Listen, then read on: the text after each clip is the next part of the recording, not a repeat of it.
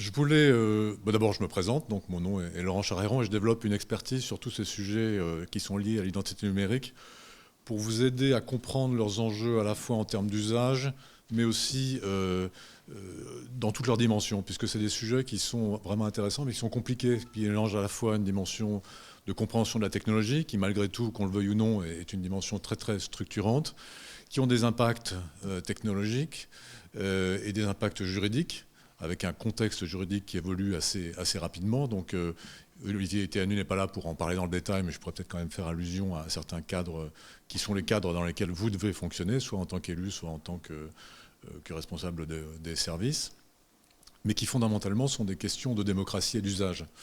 Et c'est des sujets qui sont aussi intéressants parce qu'ils sont immédiats, c'est-à-dire que les gens, nous-mêmes, en tant que citoyens, que consommateurs, nous sommes déjà dans l'ère virtuelle et notre demande, elle est dans cette direction. C'est-à-dire qu'il va falloir pouvoir servir le client, le consommateur, le citoyen dans cette dimension virtuelle. Et ce qui fait le lien finalement à travers toutes ces identités des individus, c'est bien cette problématique de l'identité numérique. D'où l'intérêt d'organiser ces assises. Nous sommes maintenant aux 3e assises et on voit le sujet qui évolue en moins d'un an de manière extrêmement rapide. Avant de passer à la table ronde, qui sera donc très axée sur c'est quoi la réalité du quotidien des usages de l'identité numérique aujourd'hui et quelles sont les nouveautés qui sont en train de se mettre en place, je voudrais juste prendre une dizaine de minutes pour peut-être poser les sujets, poser les problématiques si vous le permettez. Alors, la problématique de ce sujet, c'est qu'on mélange un peu les concepts, et même on les mélange tout le temps.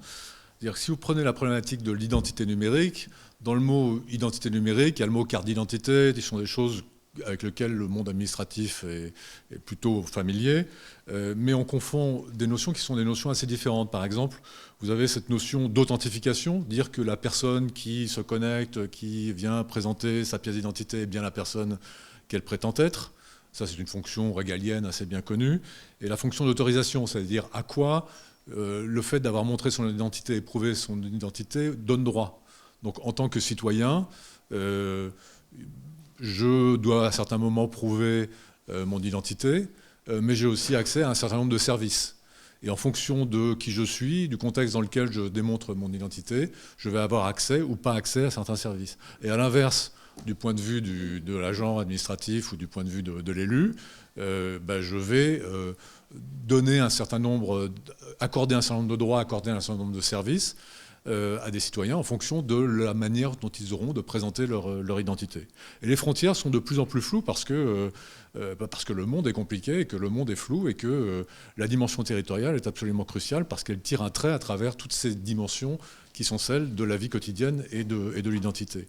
Et lorsqu'on sait que vous-même, dans vos communes, vous gérez jusqu'à parfois plus de 200 types d'applications différentes sur le plan informatique, on voit bien la complexité qu'il va y avoir de pouvoir faire communiquer toutes ces applications entre elles pour pouvoir offrir aux citoyens un service qui est un service unifié. Parce que nous, en tant que consommateurs, en tant que citoyens, tout ce qu'on voit, c'est un guichet, l'administration, qui doit nous donner accès à tous les services auxquels on prétend, à juste titre ou pas à juste titre, avoir droit. Alors si on prend la notion d'authentification en particulier, si vous voulez, comme je le disais, elle est vraiment au cœur de l'identité, ou de la fonction régalienne. C'est-à-dire que le premier rôle de l'État, c'est de maintenir l'état civil, enfin de l'État de l'administration, c'est de maintenir l'état civil. Et d'une certaine manière, mon identité, moi, en tant que citoyen, elle ne m'appartient pas, elle m'est donnée parce qu'à un moment donné, on me délivre une carte d'identité, on me délivre une pièce d'identité en fonction d'un certain nombre de critères d'information que je viens pouvoir communiquer. Lorsqu'on est dans un processus qui est un processus, j'allais dire, on démontre de manière positive cette identité, on est dans un processus cadré, bien normalisé, donc les choses sont relativement simples, et c'est ce qui va gouverner plus les relations du type employé, c'est-à-dire je suis un agent, je fonctionne par exemple dans une administration, et donc j'ai un rôle qui est bien défini, les choses sont à peu près cadrées. C'est un processus qui se déroule de manière assez bien limitée. Par contre, l'identité va se vivre de manière différente lorsqu'on est dans une relation citoyenne. En tant que citoyen, finalement, ce n'est pas l'administration qui va me dire qui je suis, c'est moi qui vais dire à l'administration qui je suis, ou au service qui je suis, ou à Facebook, ou à Google, ou à qui que ce soit. Et là, on ne va plus parler d'authentification, mais d'identification.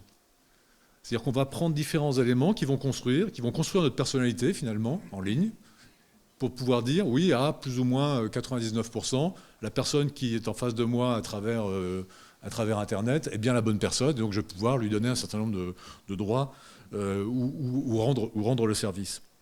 Et cette problématique d'authentification ou d'identification passive, si vous voulez, vous n'êtes pas les seuls en tant que, j'allais dire, collectivité territoriale ou locale à l'avoir.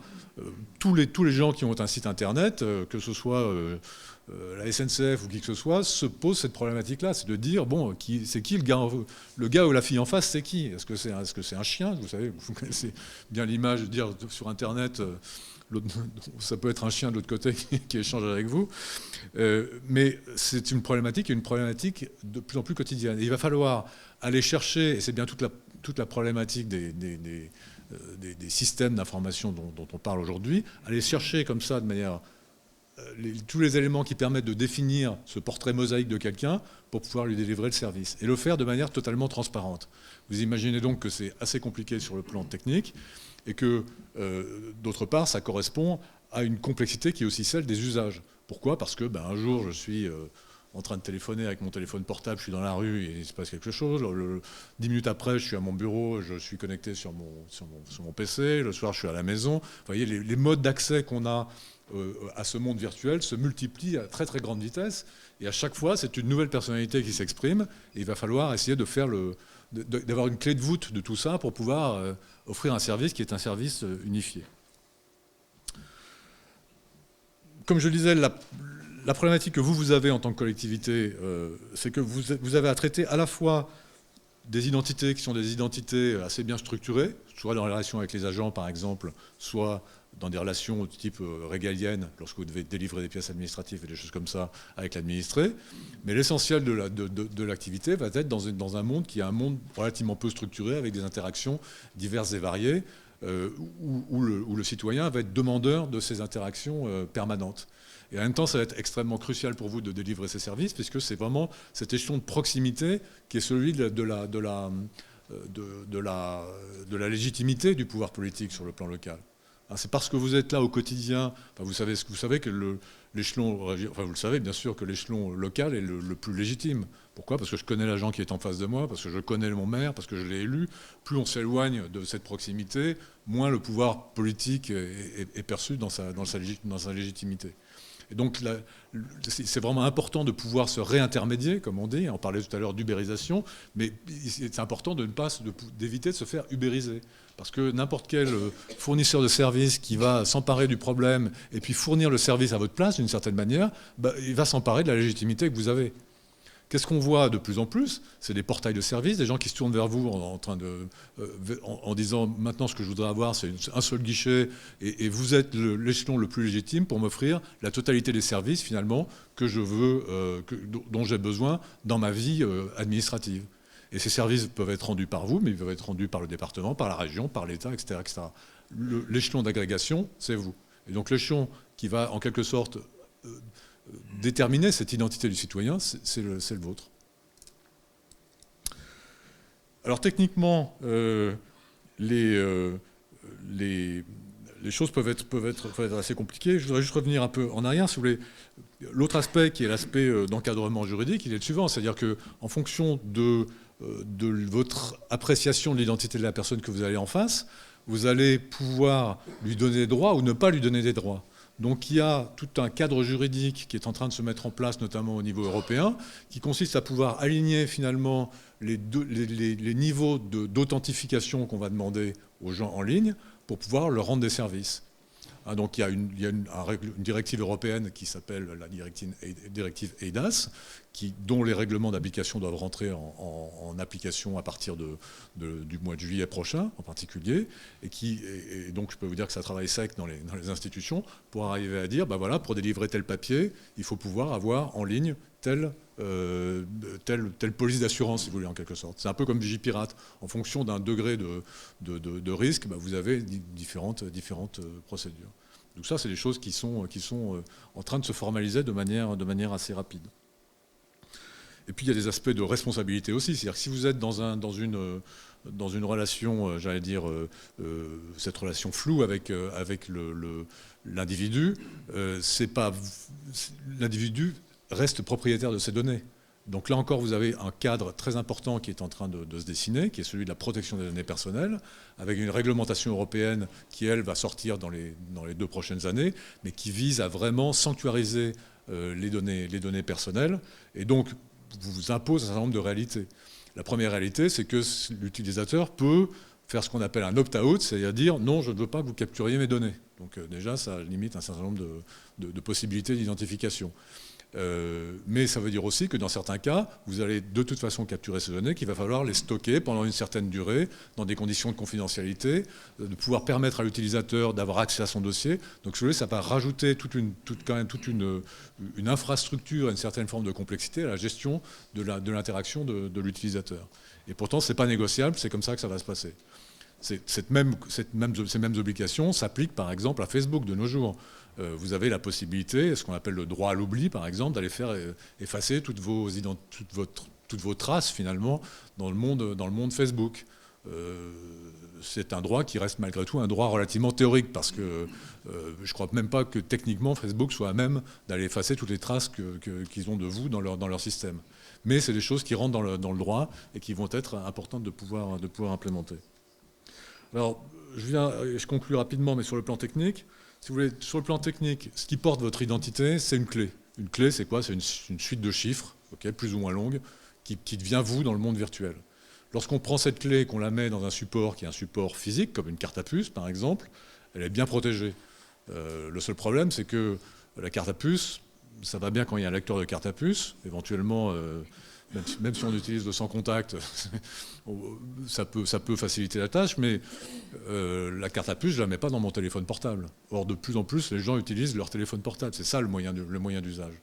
Donc toute la difficulté, et on va en parler tout à l'heure, c'est d'arriver à finalement lier des usages qui soient des usages quotidiens de nos identités, en utilisant le moyen le plus courant qui va permettre de faire en sorte de simplifier la vie de l'utilisateur, parce que ce que veut l'utilisateur, c'est que ce soit fluide, et il ne veut pas se préoccuper de quoi que ce soit. Ce que veut l'utilisateur, c'est d'avoir un seul mot de passe, parce qu'il en a ras-le-bol d'avoir 150 000 mots de passe qu'il oublie sans arrêt, qui, soit dit en passant, sont des gros problèmes de vulnérabilité même des administrations. Donc ça va dans le sens de l'histoire d'avoir qu'un seul moyen, qui soit un moyen solide de prouver son identité. Par contre, il va falloir que ce moyen soit utilisé de manière quotidienne, lié à des usages quotidiens, pour que les gens s'en rappellent, pour qu'ils s'en servent tout le temps. D'où l'intérêt de lier, par exemple, l'identité numérique avec des cartes de transport. Vous allez avoir un certain nombre d'exemples tout à l'heure de grosses initiatives qui sont faites et qui permettent de faire de la carte de transport le fédérateur de toute une série d'identifications, d'identités et de moyens pour d'autres usages. Maintenant, la carte de transport, c'est un mode d'usage possible. Lorsque je suis devant mon portail, par exemple, pourquoi pas mon portail de la ville de Rennes ou de la ville de Caen, je veux pouvoir aller créditer ma carte de transport, créditer ma carte de cantine, faire tous ces aspects multiservices, mais il va falloir que je le fasse en prouvant mon identité. Et ce serait bien si je pouvais prouver mon identité en moi-même choisir, par exemple, le service en qui je fais confiance. Par exemple, ça pourrait être la mairie. Vous voulez mon identité? Pas de problème, vous allez utiliser l'état civil, ou bien vous allez utiliser mon numéro d'impôt. Et ça, c'est la problématique de ce qu'on appelle les outils de fédération d'identité, et dont le premier, qui est vraiment très très intéressant, est France Connect, que nous présentera Guillaume Blot. Donc vous voyez, on est vraiment dans ce moment de convergence avec, d'un côté, une technologie qui est là, c'est pas sorcier, la technologie est là, elle est disponible, elle est maintenant standardisée. L'image que j'utilise d'habitude, c'est vraiment toujours celle d'un tuyau d'arrosage. Vous rentrez chez Truffaut, pour ne pas les citer, vous avez besoin d'un système d'arrosage, tous les tuyaux sont là, il y a 3 ou 4 fournisseurs qui ont toujours des connecteurs qui vont bien, qui sont toujours les mêmes. Par contre, ça ne vous dit pas comment il faut arranger votre plante verte. Donc les usages, les services, c'est vous qui allez les développer, mais sachez que les infrastructures sont maintenant disponibles. Le cadre juridique est en train d'être fixé, donc vous pouvez aussi y aller. Ça va nécessiter de se raffiner au fur et à mesure, mais les cadres juridiques sont là. Ensuite, derrière tout ça, le but, c'est de vous permettre de fluidifier les usages le plus possible pour que les gens s'en servent, en évitant les effets de seuil, de complexité, d'exclusion finalement qui se mettent en place, et de faire vivre au quotidien cette démocratie locale. Voilà, j'ai peut-être été un peu confus, je m'en excuse, mais je pense que c'était important de pouvoir essayer de planifier les enjeux. Ce que je voudrais faire maintenant, c'est appeler les participants à la table ronde, où là, on va vraiment vous montrer un certain nombre de choses. Donc, Guillaume Blot, Anne Le Dirac, si vous voulez bien me joindre, Julien Marco, Éric Clamins, et puis Amélie, Madame Brun. Voilà, très bien, merci. D'accord.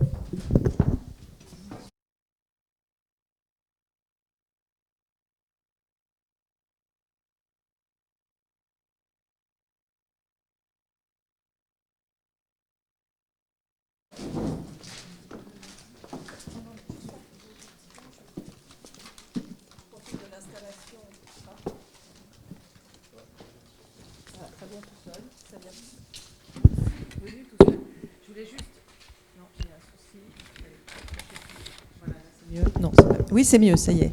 Voilà, donc je voulais profiter de l'installation de la table ronde pour vous annoncer que Jean-Vincent Placé, donc secrétaire d'État à la modernisation de l'État et à la simplification, a bien confirmé sa présence cet après-midi à 16 h parmi nous. Et donc, il clôturera avec nous la journée de ces assises territoriales de l'identité numérique du citoyen. Voilà. Alors, si vous permettez, je vais rester en bas. D'une part, et puis d'autre part, les tables rondes qui ne sont pas vraiment rondes, ça m'a toujours posé un problème, donc je vais essayer de faire passer le mot. Je pense que Éric Clamins nous rejoindra dans 2 minutes. D'accord. On va peut-être démarrer avec vous, Guillaume. Donc vous êtes le directeur de France Connect, donc du SGMAP. Donc c'est vous qui êtes l'architecte et qui avez mis en place ce système. Et on a un peu un scoop aujourd'hui dans le sens que Guillaume va nous montrer peut-être ce qu'il n'a jamais montré jusqu'à présent, c'est-à-dire quelle est la réalité de France Connect. Il ne s'agit pas d'une annonce officielle, mais on va vous montrer des choses. Et ça, je vous laisse la main, Guillaume.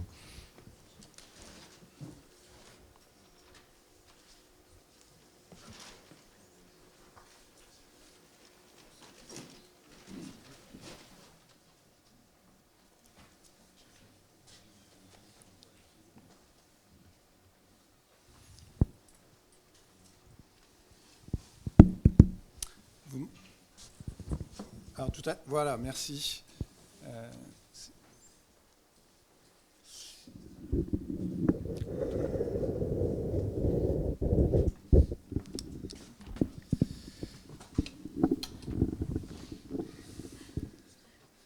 Bonjour à tous et à toutes.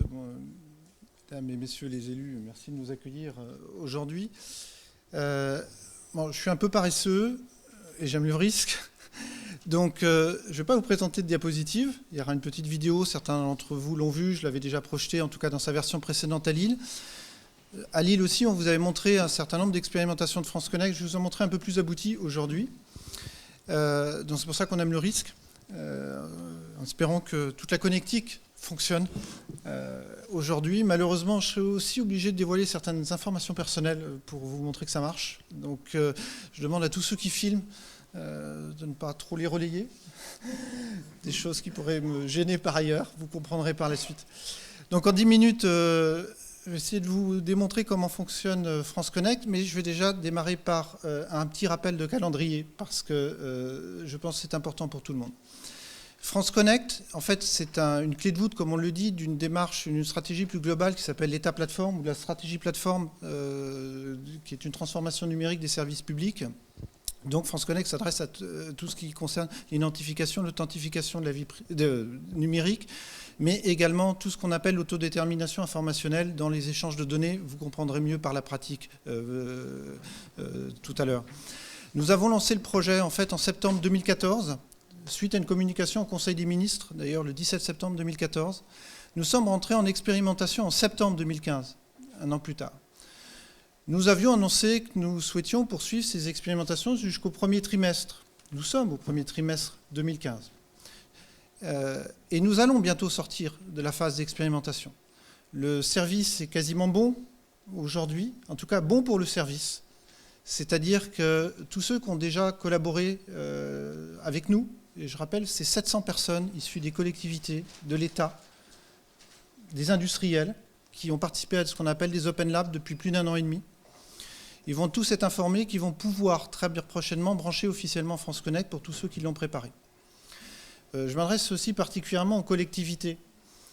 Nous avons commencé à tisser des liens avec un certain nombre d'industriels. Ils sont dans la salle, notamment. Je vois des amis d'Arpège qui, d'ailleurs, ont commencé à communiquer aussi. Et je les en remercie sur le fait qu'ils se préparent dans leurs solutions à voir préintégrer France Connect pour l'apporter directement aux collectivités pour éviter que chacun ait à refaire le même travail.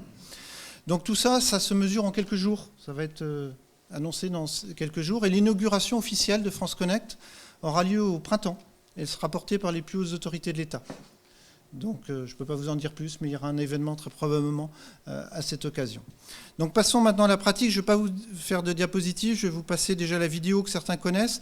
Alors ça, c'était le site officiel France Connect jusqu'à maintenant. Il va réellement bientôt s'appeler franceconnect.gouv.fr ou franceconnect.fr, tout a été déposé depuis longtemps, où on trouve tout ce qu'il faut pour utiliser ou intégrer France Connect. Donc je ne vais pas vous le balayer parce que ça serait trop long. Je vais juste vous envoyer la vidéo, s'il y avait le son. Enfin, prendre un peu de temps, quoi. Attendez. Il faut Elle dure 1 minute. Voilà. Comment simplifier ses démarches en ligne? Entamer une démarche administrative en ligne peut s'avérer un peu lourd. Enfin, prendre un peu de temps, quoi. Il faut avoir les bons identifiants et mots de passe pour la bonne administration. Et bien entendu, pour chaque démarche, remplir les bonnes informations et avoir les bons justificatifs sous le coude. France Connect est la solution qui permet à chacun d'utiliser l'identifiant de son choix et de prouver son identité. Et lors d'une démarche administrative, France Connect permet aux administrations de s'échanger les données vérifiées et nécessaires. Juste le temps de la démarche, bien sûr. Résultat, les démarches sont plus légères, plus rapides et sécurisées. France Connect, l'accès universel aux administrations en ligne. Voilà, en résumé, les enjeux de France Connect dans cette vidéo d'1 minute. Donc tout ça est accessible en ligne dès aujourd'hui à l'adresse qui est là et sur une adresse beaucoup plus lisible dans très peu de temps. Alors je vais vous montrer comment ça marche. Il y a un service qu'on aimerait tous ne pas avoir à consulter. C'est savoir où on en est sur son solde de points de permis de conduire. Vous savez peut-être qu'aujourd'hui, pour consulter son solde de points, il faut remplir tout un formulaire, éventuellement avoir un code télépoint ou éventuellement aller à la préfecture et ça prend un certain temps. Ce qui a été mis en place avec le ministère de l'Intérieur, donc c'est en expérimentation depuis novembre, normalement que pour les permis délivrés depuis le 1er janvier 2014, donc c'est une expérimentation. Il faut savoir que nous sommes en phase de généralisation. En fait, dès aujourd'hui, 27 millions de personnes peuvent l'utiliser, notamment pour ce qui me concerne. Donc je voudrais consulter mon solde de permis de conduire. Donc je n'ai pas envie d'aller à la préfecture, j'ai pas envie, j'espère que j'ai la connexion, parce que je l'avais tout à l'heure. Oui, donc là je vais essayer de le consulter avec France Connect. Il y a un bouton, voilà. Donc France Connect aujourd'hui permet de se connecter aux services qui adoptent France Connect, soit par son identifiant des impôts, soit par ceux de la Poste au travers de son offre logging. Donc sachez qu'aujourd'hui, toute personne peut demander à la Poste, remplir un formulaire en ligne pour avoir une identité numérique certifiée par un facteur qui vient chez vous. Voilà, s'il y en a qui le souhaitent. Bon, moi j'ai les deux, je vais utiliser impôt.gouv. Donc là, si vous pouviez griser, ce sont mes vrais numéros fiscaux, enfin en tout cas mon vrai numéro fiscal. Donc vous allez voir que je suis un excellent conducteur. Malheureusement, ce n'est pas le cas. Donc, en espérant que j'ai la connexion.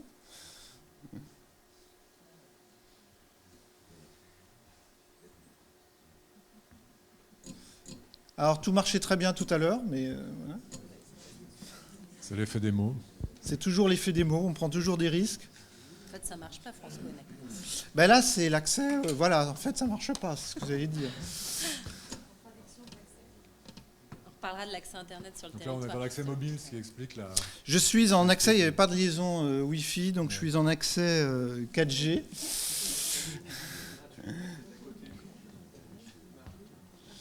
Bon, on va attendre.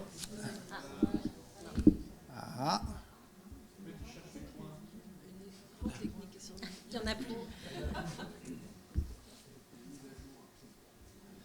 Donc je vais réessayer. On ne sait jamais. Ah si, ben voilà. Donc voilà, juste en utilisant mes identifiants des impôts, je peux accéder à mon solde de points sans avoir toute la procédure qui existe. Et là, j'en profite, l'information est certifiée, parce que via France Connect, on fait un contrôle avec le RNIPP au passage, c'est le répertoire national d'identification des personnes physiques. Donc c'est vraiment une information certifiée. Alors il faut savoir, ce n'est pas la première fois que je le fais. La première fois que vous le faites, le ministère de l'Intérieur vous demande de saisir aussi votre numéro de permis. Pourquoi ? Pour être sûr qu'on s'associe au bon numéro de permis. Mais c'est tout. Après, c'est certifié. Donc du coup, vous découvrez mes 3 prénoms. Je suis plus vieux que j'en ai l'air. En tout cas, j'espère. Et que malheureusement, il me reste que 10 points. Voilà. Bon, voilà. Donc, vous voyez, sur ce service-là, qui est en phase de généralisation, on simplifie énormément l'accès. Alors, il est évident que il y a aussi des expérimentations avec des villes, notamment la ville de Nîmes, pour accéder, vous voyez, le bouton là, il se présente comme ça, plutôt qu'avoir à créer un compte sur la ville de Nîmes. Je veux accéder à mon compte ville de Nîmes. Voilà. Donc là, je vais... Ah, bah, j'aurais pu utiliser la poste pour varier. J'espère que j'ai...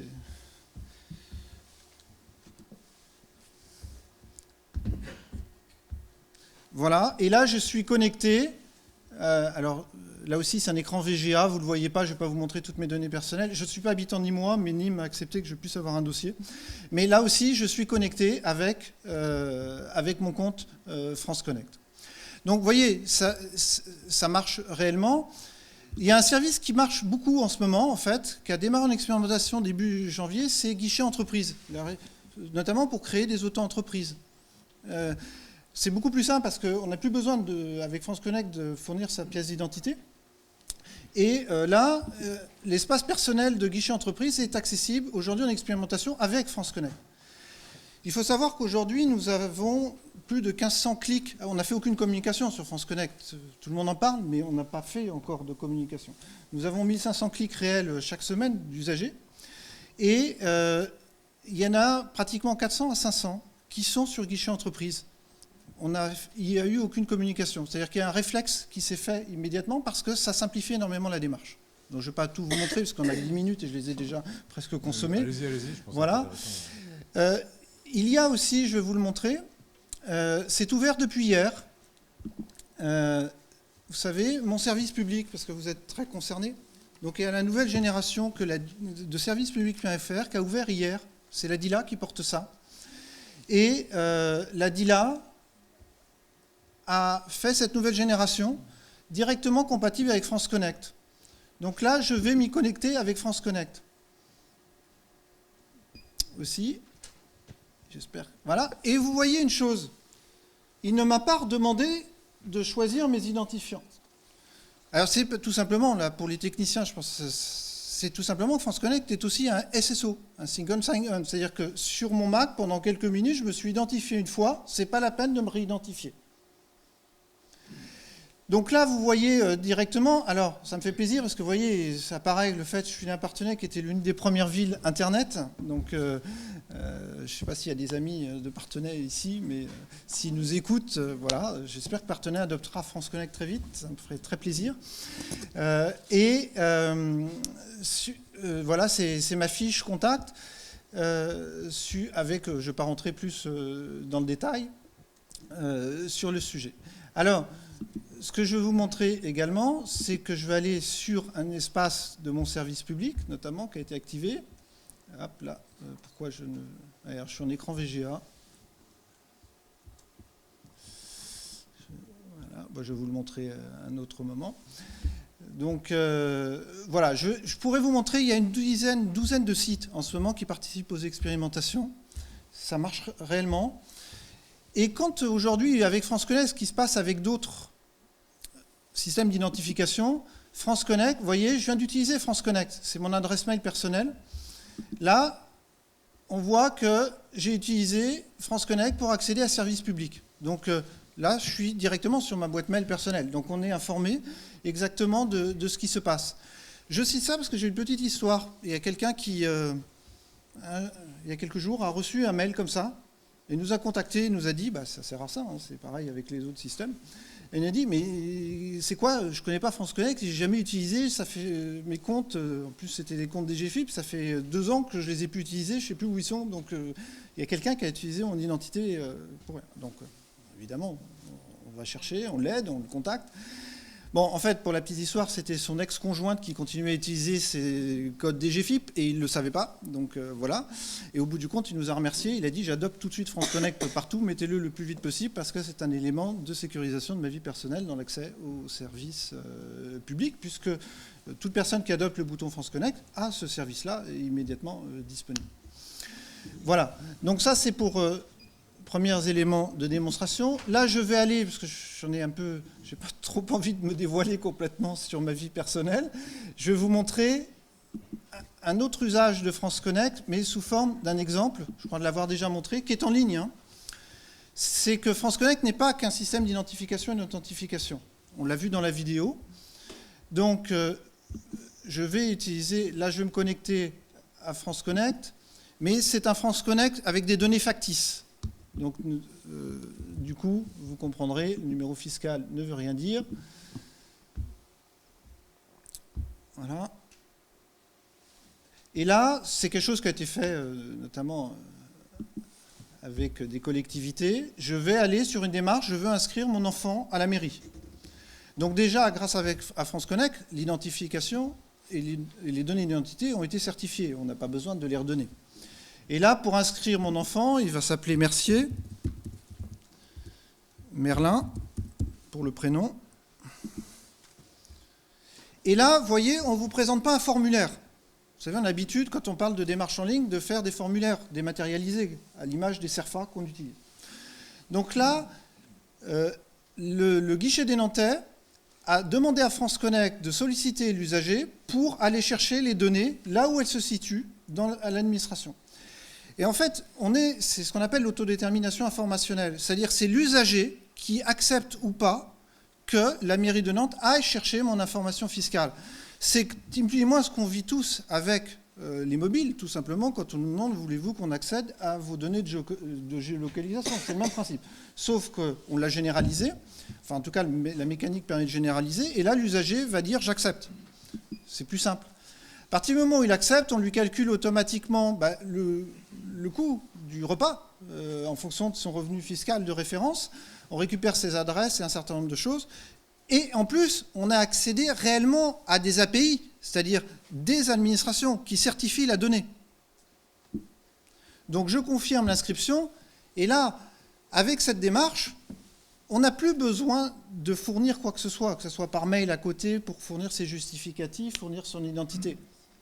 Évidemment, pour aboutir à ça, il faut que les grandes administrations ouvrent leurs API. C'est une autre démarche, je vais conclure tout à l'heure en vous expliquant là où on est également, pour que vous puissiez utiliser ces API. Notamment la Direction générale des finances publiques, pour l'API des données de particuliers, elle est en train d'être fabriquée conforme à ce principe évoqué avec France Connect. Les API, Guillaume, vous pouvez expliquer. Donc l'API, c'est une interface de programmation pour le terme français. C'était simplement le moyen d'accéder à un grand référentiel de données de manière sécurisée. C'est une sorte de protocole. C'est comment le guichet des Nantais fait pour interroger le fichier de manière sécurisée, par exemple de la DGFIP, pour récupérer l'information. Et France Connect joue le rôle de tiers de confiance vis-à-vis de ça et permet réellement de simplifier les informations. Ce qui existe aussi avec France Connect, c'est la possibilité pour l'usager à tout instant de consulter l'historique de ses connexions. C'est-à-dire l'usager peut à tout moment, par exemple là, je viens de constater qu'il y a bien eu un échange de données avec la mairie de Nantes, que j'en ai bien donné l'autorisation à telle date et que je m'étais connecté avant. Donc l'usager également sait ce qui se passe. À tout moment, il peut savoir ce qui se passe. Il n'est pas comme la personne que j'ai évoquée tout à l'heure qui ne savait pas que ses identifiants étaient utilisés par son ex-épouse depuis 2 ans. Donc voilà, c'est un élément essentiel pour France Connect. Alors, je vais vous faire, comme dans d'autres démonstrations, on dit one more thing, je vais vous faire aussi autre chose, c'est qu'on nous interpelle souvent, est-ce que France Connect est utilisable sur mobile? Ah tiens, ça tweet. Sur, voilà. Donc, on est en train, là, je vais vous monter un prototype, mais qui est réellement en ligne, d'utilisation de France Connect sur mobile. Donc, on a prévu aussi une application mobile de France Connect, mais c'est aussi pour montrer que ceux qui veulent faire des services numériques sur mobile ou sur tablette, ça marche. Donc là, vous ne me voyez pas, je clique. Voilà. Donc, je vais utiliser... Voilà. Et ça, cette application sera disponible pour les usagers, notamment.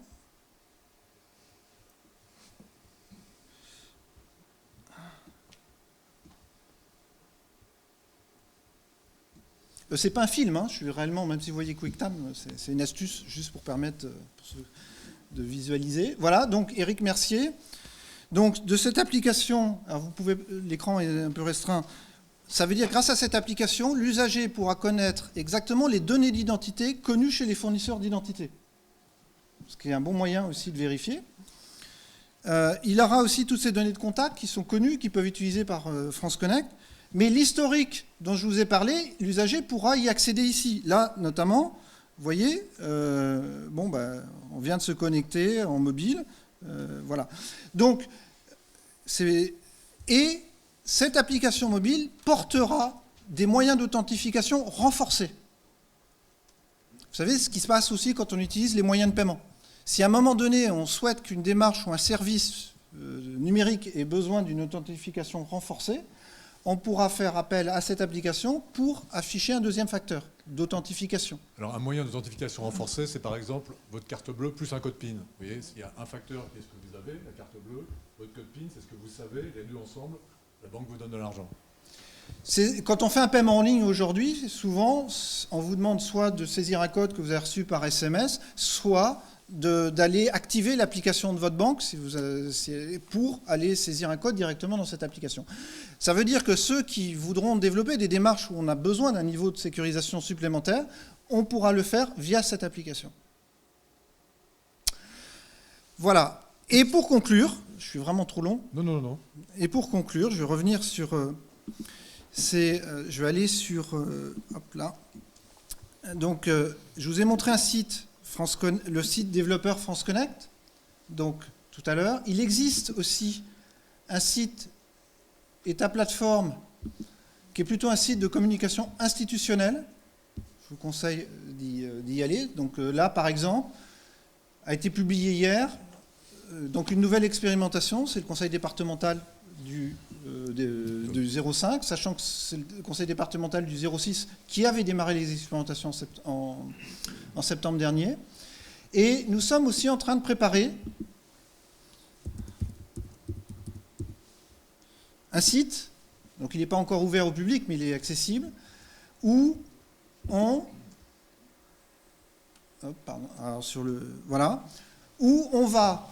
C'est une sorte de magasin d'API, vous savez ce que j'ai expliqué tout à l'heure, pouvoir trouver toutes les API qui permettent d'accéder à des données de l'État. Donc il en existe déjà un certain nombre, notamment dans le monde de l'entreprise. Pour ceux qui... Le SGMAP a développé toute une offre d'API permettant d'accéder à des données entreprises. Elles peuvent être utilisées par les collectivités locales de la même manière. Donc ça sera classé par données confidentielles, tout ce qui est lié au calcul et simulation. C'est à partir de là, d'ailleurs, que le SGMAP développe ses propres produits numériques. Nous utilisons nous-mêmes ces API que vous pourrez, et que vous pouvez, pour celles qui existent, utiliser.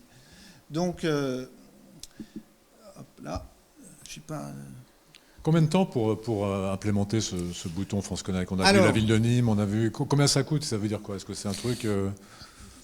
C'est une excellente question. Et la réponse est variable selon le service numérique où on veut l'implanter. Installer le bouton France Connect, en fait, ça prend un jour et demi à un développeur bien constitué. Ça, c'est pas très compliqué. Sauf que mettre le bouton sur la page, faire appel à France Connect, ça se fait donc en un jour et demi. Mais déjà, il faut, en termes de design, que le site web est prévu, où il y ait la place de le mettre. Mais France Connect renvoie une manière d'identifier les gens. Il y a ce qu'on appelle l'identification pivot. Alors, c'est peut-être encore un nom technique, mais je préfère l'expliquer, parce que tout ça, c'est publié par arrêté. France Connect ne crée pas un identifiant unique. contrairement à ce qui se dit. Ce n'est pas un identifiant unique, c'est un moyen d'identification. Sauf qu'on a quand même, avec l'accord de la CNIL, défini ce qu'on appelle l'identité pivot, c'est-à-dire la manière d'identifier des gens. Leur nom, leur prénom, la date de naissance, le lieu de naissance, je ne vais pas tout citer, tout est documenté. Et ce qui veut dire que le service numérique, il faut qu'il soit en mesure, lui, d'identifier correctement les gens avec cette identité pivot. Je ne sais pas si je suis bien clair. C'est-à-dire que si aujourd'hui, vous identifiez les gens qu'avec le nom, prénom ou avec un pseudo ou ces choses-là, il faut faire la passerelle avec France Connect. Donc là, selon la difficulté, ça rajoute quelques jours à plusieurs semaines, ça dépend des cas de figure. Voilà. Mais je vous conseille fortement, c'est publié par arrêté, cette identité pivot, d'imaginer maintenant vos services numériques selon ces moyens d'identification. C'est des textes officiels, c'est conforme IDAS, au règlement IDAS. Ça sera déclaré comme conforme au règlement IDAS. Et vous ne l'avez peut-être pas vu, mais on va avoir d'autres fournisseurs d'identité dans le cadre de France Connect. Mais notamment, apparaîtront des fournisseurs d'identité de l'Union européenne pour être conformes au règlement IDAS. Pourquoi ? Parce que le règlement IDAS, en termes de praticité, il induit qu'un usager ou un citoyen d'un pays de l'Union européenne puisse utiliser son identité numérique issue de son pays dans l'accès à un autre service numérique d'un autre pays de l'Union européenne. Pour faire simple, un Belge qui a une identité numérique fournie en Belgique, il doit pouvoir utiliser cette identité numérique pour accéder à un service public numérique ou service privé numérique en France. Et réciproquement, un citoyen français doit pouvoir, avec son identité numérique, l'utiliser pour accéder à un service numérique d'un autre pays de l'Union européenne. Et on a prévu France Connect pour être conforme à ça, ce qui veut dire qu'un citoyen de l'Union européenne, pour tous ceux qui auront adopté France Connect, vous serez compatible IDAS, c'est implicite, puisque l'usager choisira, ni plus ni moins, le drapeau européen et on lui affichera la liste des fournisseurs d'identité de l'Union européenne. Et réciproquement, les autres pays de l'Union européenne feront une passerelle avec France Connect. Voilà. D'ailleurs, les expérimentations sur ce sujet, je vais conclure là, je suis très long, mais sont prévues à la fin de l'année, avec d'autres pays de l'Union européenne, d'autres collègues. Voilà, j'espère avoir été concret, pas trop... Ce qu'on pourrait faire, c'est prendre 2 ou 3 questions tout de suite, voilà, et continuer le panel. Il y a toujours une question tout de suite, même d'un panéliste, Eric. Sur Nantes, le guichet a été développé par France Connect ou développé par la ville ? Il a été développé à l'occasion d'un Open Lab ou d'un hackathon, donc je ne sais plus vous répondre. Voilà. Un hackathon, c'est donc une réunion qui se passe... Un hackathon, c'est une réunion qui se passe l'espace d'une demi-journée. Donc c'est quand même pour montrer que, d'un point de vue technique, l'implémentation d'un service comme France Connect n'est pas un problème. C'est-à-dire que ce n'est pas un investissement... par contre, il faut savoir comment l'intégrer, dans quelle séquence d'usage l'intégrer et qu'en faire. Et c'est là qu'il y a une réflexion sur les usages qui doit prendre place. Oui, j'en profite, je l'ai indiqué tout à l'heure en donnant un chiffre de 700 personnes qui sont venues dans des Open Lab hackathons. En fait, on a voulu une démarche innovante également dans la construction de France Connect. C'est-à-dire, dès le départ, on s'est dit on ne va pas créer une équipe projet qui va être isolée dans son coin et puis un jour va sortir le produit miracle. Comme c'était une solution qui devait s'adresser à tous, y compris d'ailleurs, surtout d'ailleurs aux citoyens et aux usagers, on s'est dit on va travailler avec tous les partenaires possibles. Et on a créé les démarches agiles qui permettent ça. On a eu de nombreux Open Labs, des hackathons, et justement, où les collectivités, où les services de l'État, où les usagers ont pu participer, voire même constituer des cas d'usage.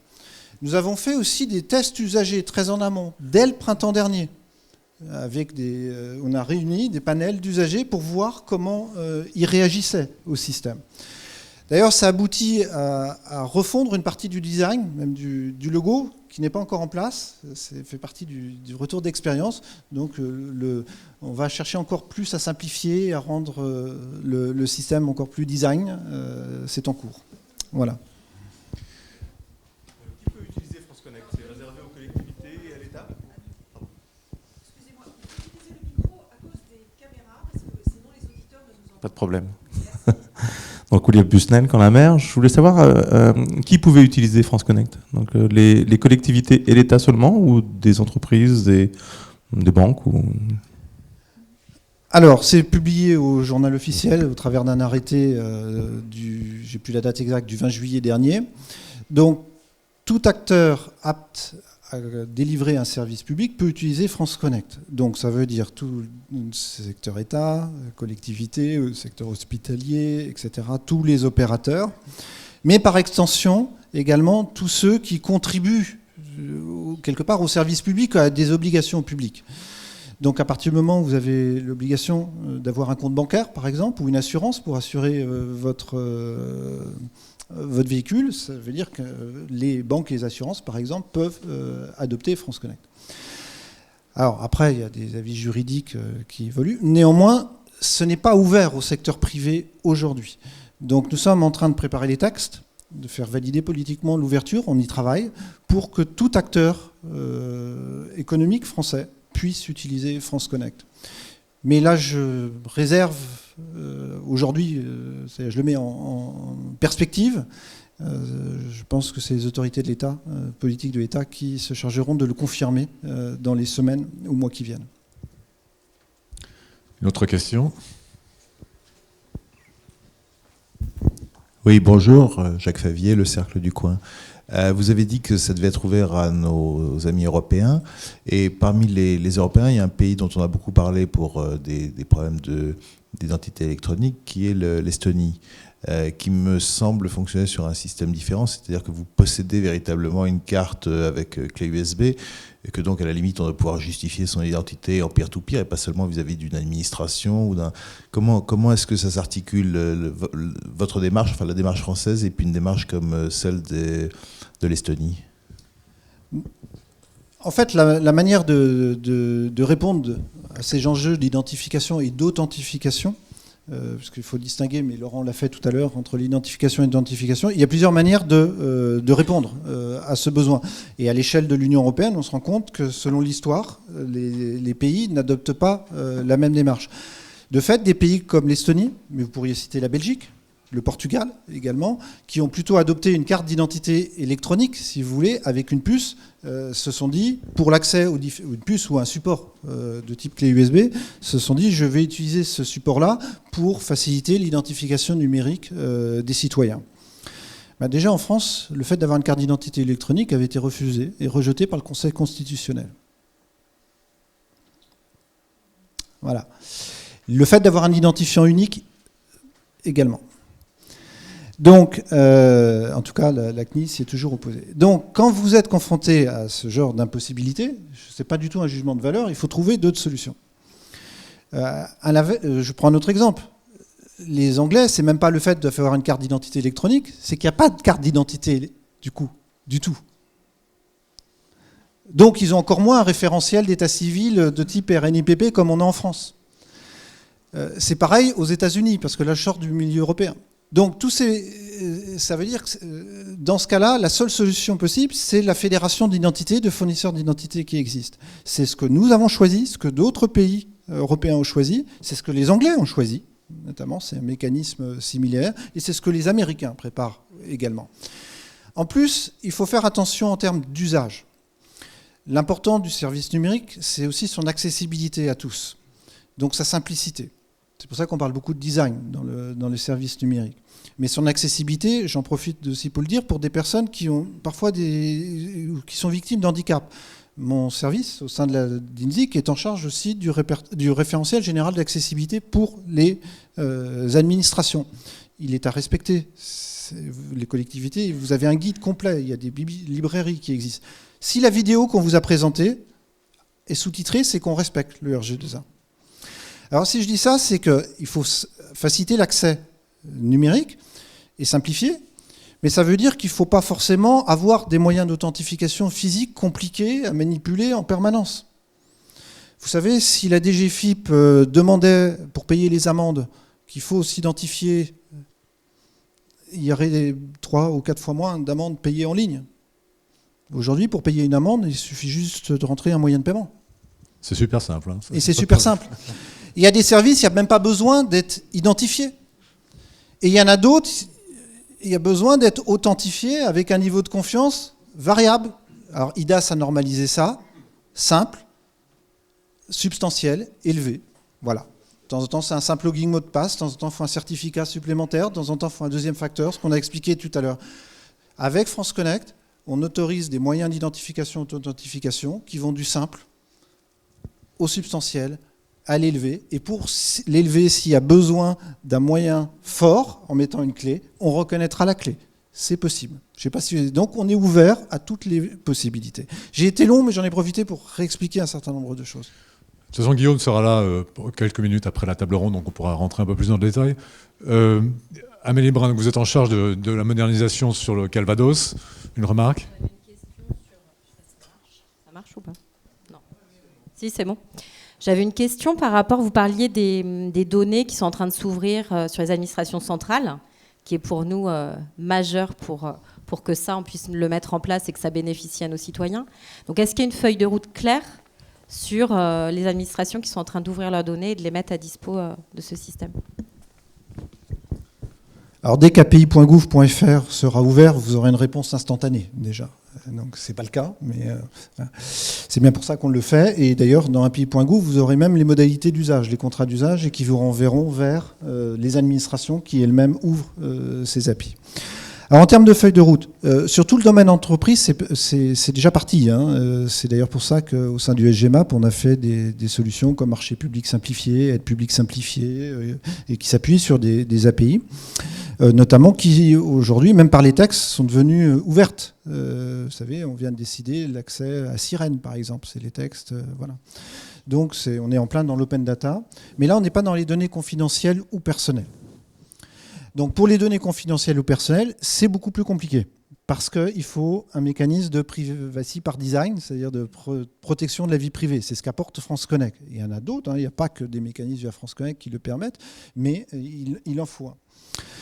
Donc aujourd'hui, maintenant que le mécanisme est éprouvé, il y a une feuille de route d'ouverture de ces API. La première, et d'ailleurs elle est financée au travers du plan d'investissement d'avenir, c'est celle de la DGFiP, pour les données de particuliers qui répondent à 80% des besoins.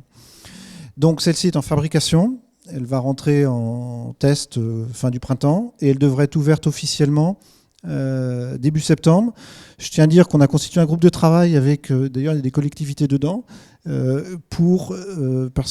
on a restreint ce groupe de travail à ceux qui sont engagés d'ouvrir réellement un service en septembre-octobre. Voilà, parce qu'on on peut pas le faire pour tout le monde. Et il y en a d'autres sur la sphère sociale qui sont prévues, voilà, il y en a d'autres qui sont prévues, et la feuille de route sera publiée et annoncée au moment de l'inauguration de France Connect.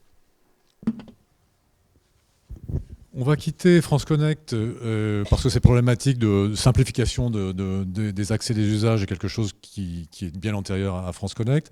Et peut-être, Eric, vous êtes donc à la métropole d'Amiens en charge notamment de toutes les problématiques de la billetterie des transports autour de la fédération de la carte de transport. C'est des domaines qui sont très intéressants. Je vous laisse un peu la main, vous présenter un peu ce que vous faites et puis montrer qu'il y a d'autres initiatives aussi sur le plan local qui sont à disposition. Donc, je me présente, Eric Lamins, je suis responsable marketing numérique au sein de l'agglomération d'Amiens Métropole. Déjà une première remarque par rapport au thème de l'identité numérique. La notion de marketing dans une collectivité venant du secteur marchand, c'est ça peut paraître un peu paradoxal. Et comment moi je définis le marketing au sein d'une collectivité. Je vais prendre un cas d'usage très simple. Et on l'a vu une démonstration tout à l'heure sur le guichet, sur la démo du guichet nantais. Je veux inscrire aujourd'hui mon enfant à la restauration scolaire à Amiens Métropole. Il faut que je me déplace en septembre, que je vienne avec un relevé d'imposition, que je vienne avec tout un tas de pièces, que je fasse la queue et qu'on inscrive mon enfant.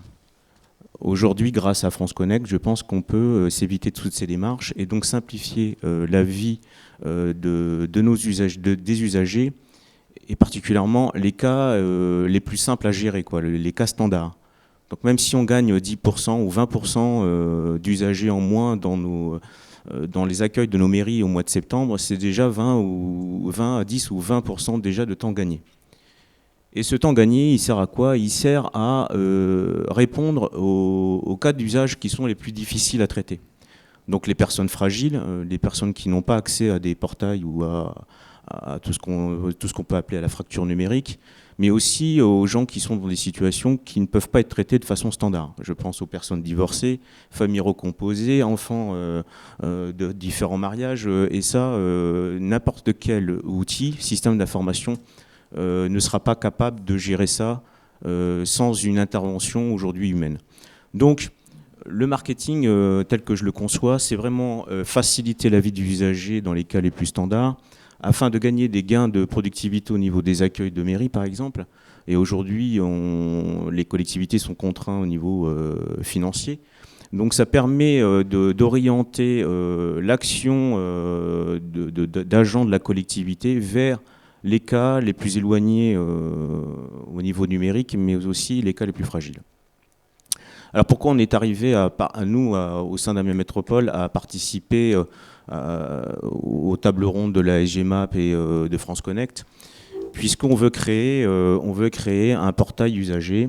Et pourquoi on veut créer un portail usager? Pour que l'usager puisse, en créant un compte sur le site internet de l'Agglo, puisse gérer ses services en s'identifiant une seule fois, puisse payer ses factures, puisse souscrire à un service. Et on est arrivé à cette problématique. Donc aujourd'hui, si on voit la collectivité ou les services de l'État fournissent tout un tas de services qui chaque service a un support différent. Et chaque service a un identifiant différent. La première chose qu'on a fait en 2009, c'est qu'on a réuni au sein d'une même application mobile des services ou des identifiants des services de même nature, à savoir tout ce qui était lié aux piscines, patinoires, zoos, salles de spectacle, tout ce qui était sportif, culturel ou même de loisirs, au sein d'une même application qui nous a été fournie par la société IREC, qui est GTS.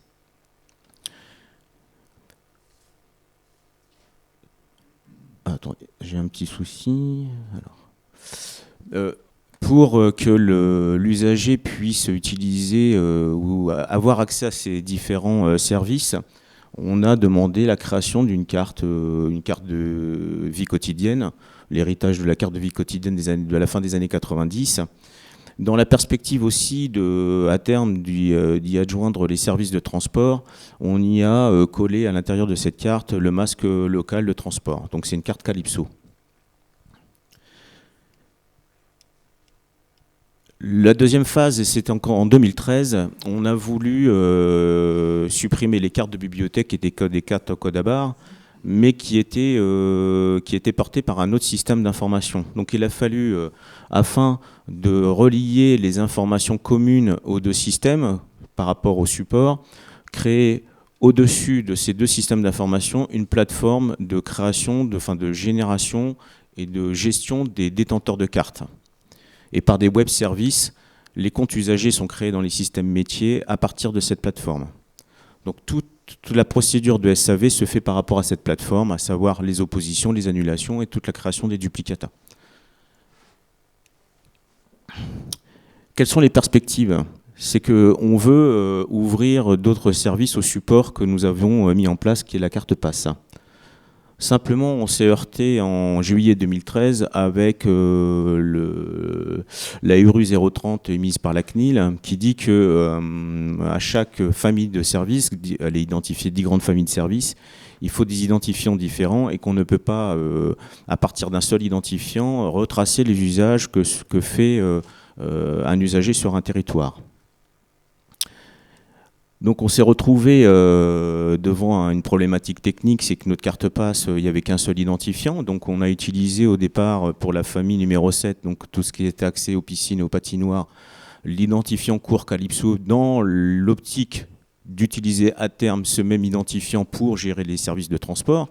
Mais la URU 030 est arrivée, donc il va falloir faire évoluer notre carte passe. Nous adhérons aussi à une association qui s'appelle l'AT7, qui a mis en place une norme, développé une norme avec des collectivités territoriales et des industriels. Et Julien Marco vous en parlera plus que moi, puisqu'il est en train de tester, de tester cette norme sur le territoire de Rennes, avec la carte Corrigo. Moi, je vais passer là-dessus. Voilà.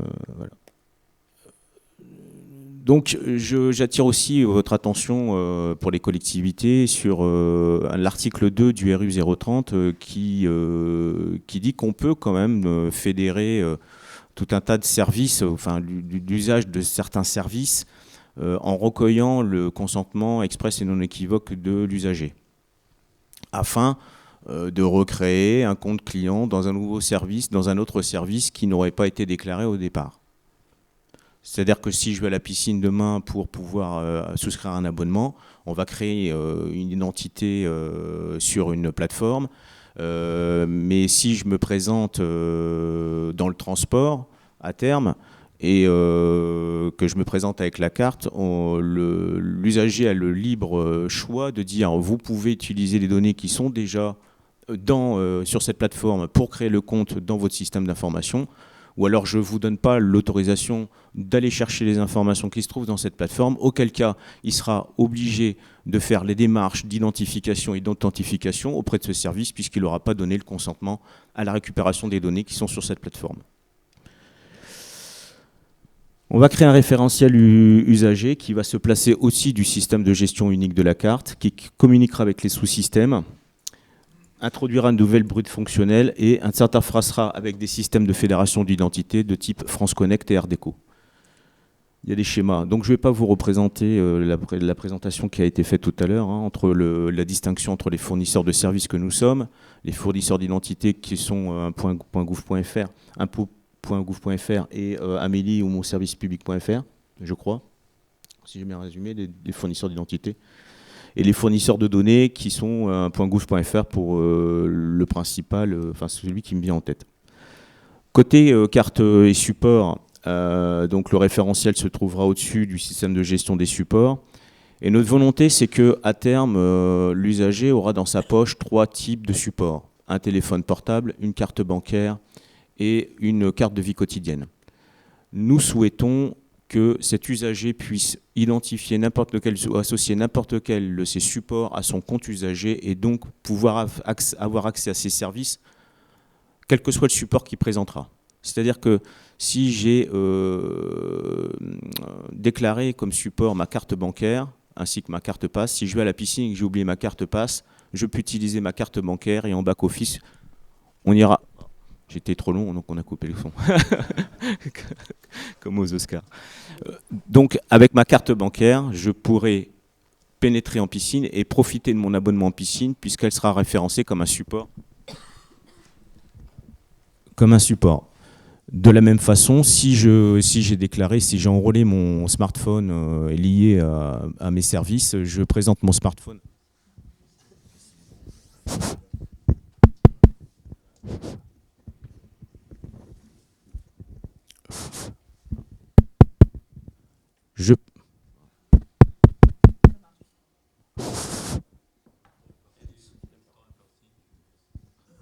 C'est comme aux Oscars, c'est ça. Il y a la musique qui arrive et puis on a...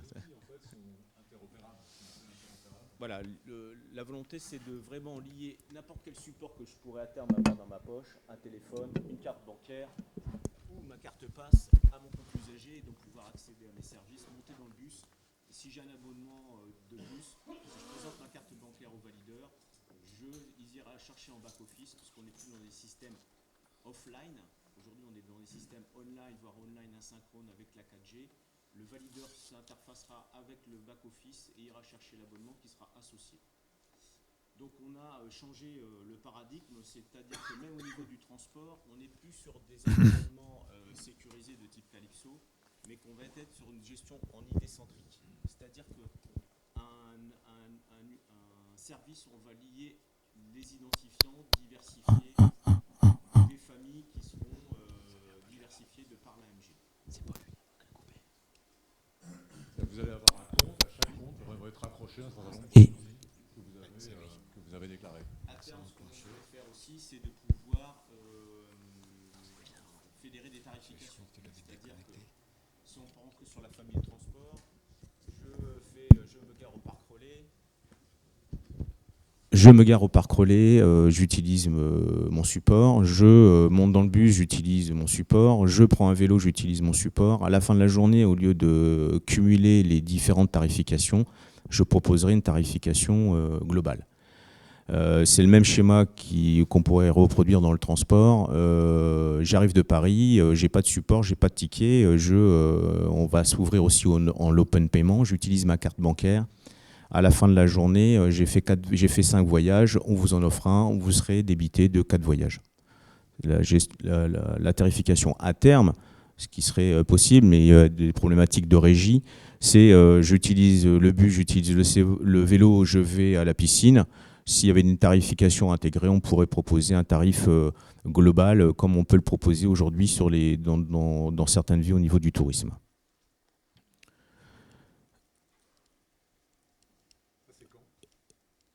C'est quand C'est quand ça, c'est à long terme. On va y aller petit à petit. On est aidé par une AMO qui est portée par la société Nextendis. Et je leur ai demandé de phaser les étapes. On ne veut pas révolutionner tout parce que c'est le meilleur moyen d'aller à la catastrophe. On va déjà savoir faire ce qu'on veut. Moi, j'ai toujours l'habitude de dire qu'avant d'aller sur Mars, il faut d'abord aller sur la Lune. Hein, une fois qu'on sera sur la Lune, on verra si on peut aller sur Mars. Hein. C'est comme ça que s'est fait la conquête spatiale. Pour terminer, j'ai une dernière présentation. Donc aujourd'hui, on est sur un bouquet de services porté par un support unique, un ensemble de téléservices simples, un ensemble de services en silo. Demain, on sera accessible via un portail unique, pouvant être porté par de multiples supports et chaque support pouvant donner accès à un ensemble de services facturables par différents moyens de paiement. Alors, ce qui est intéressant, on le voit bien, c'est que ces services sont tout à fait complémentaires. C'est-à-dire que votre service va utiliser France Connect pour toute une série de procédures, par exemple, ou de choses comme ça. J'ai beaucoup axé mon intervention sur les supports, mais sur le slide précédent, vous voyez qu'en dessous, il y a des services qui n'ont pas de support, comme tout ce qui est demande de logement, tout ce qui est inscription aux listes électorales, tout ce qui est demande de rendez-vous. Voilà, sur la plateforme et sur mon compte usager, je pourrai avoir accès à des services qui ne sont pas actuellement portés par des supports. Donc là, on vient de parler de plateforme. En fait, on tourne autour de cette notion de plateforme qui est extrêmement importante. La plateforme, c'est votre turf, j'allais dire. Les usages avant tout, mais la plateforme, si je peux changer. Bonjour à tous, Amélie Brun, département du Calvados. Alors juste pour resituer un petit peu les choses sur le département, on a environ 690 000 habitants sur le territoire du Calvados, ce qui représente environ 3500 agents. Et dans le Calvados, ça fait depuis longtemps qu'on s'intéresse à ces sujets et à la modernisation et à la transformation du service public. On a une élue à la modernisation que vous entendrez cet après-midi, Véronique Mémo. Et il y a une direction du coup qui a été créée au regard de toutes ces choses-là pour aider à transformer tout ça en profondeur de l'intérieur, parce qu'il s'agit bien de ça aussi. Si on veut offrir un meilleur service aux citoyens, il faut que l'administration se modernise. Et je dirais qu'on en est encore là aujourd'hui. Hein. C'est vrai que c'est intéressant, toutes ces choses de plateforme. Moi, j'ai des problèmes beaucoup plus quotidiens et concrets sur comment on emmène les agents à accueillir autrement le citoyen et comment finalement l'Internet, qui demain sera le principal vecteur d'accès à nos services publics, est complètement intégré par tous nos agents. Donc il y a un travail de fond énorme. Pour revenir sur comment nous, on avance au quotidien, c'est vrai que contrairement à une ville, moi j'ai travaillé longtemps sur ces sujets dans une commune. Une commune, quand on rend un service public, notre citoyen, notre habitant, finalement, il s'adresse plein de fois à nous. Il s'adresse à nous pour l'école, il s'adresse à nous pour tout un tas de sujets. Quand un citoyen s'adresse au département, en général, il s'y adresse pour une chose bien précise. Nous, on agit sur des sujets que sont les collèges, les transports non, plus maintenant, les routes, et surtout le gros volet sur le social. Et c'est pour ça que je vous interrogeais un petit peu, parce que nous, on attend avec impatience qu'on puisse échanger plus facilement des données avec la CAF, avec l'URSSAF, avec Pôle emploi. Donc, c'est des choses qu'on va suivre attentivement. Donc, notre citoyen, quand il arrive dans le département, finalement, il s'adresse à nous pour une chose bien précise. Il ne sera pas forcément amené à revenir.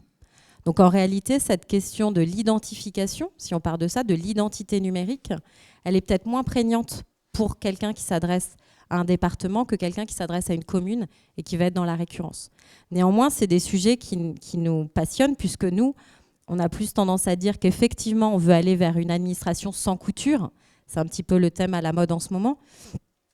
Et que si on veut, finalement, notre usager, notre citoyen du Calvados, il est aussi citoyen de la commune de Fleury, par exemple, et il est aussi, il déclare aussi ses impôts. Il a aussi des problèmes avec son permis de conduire.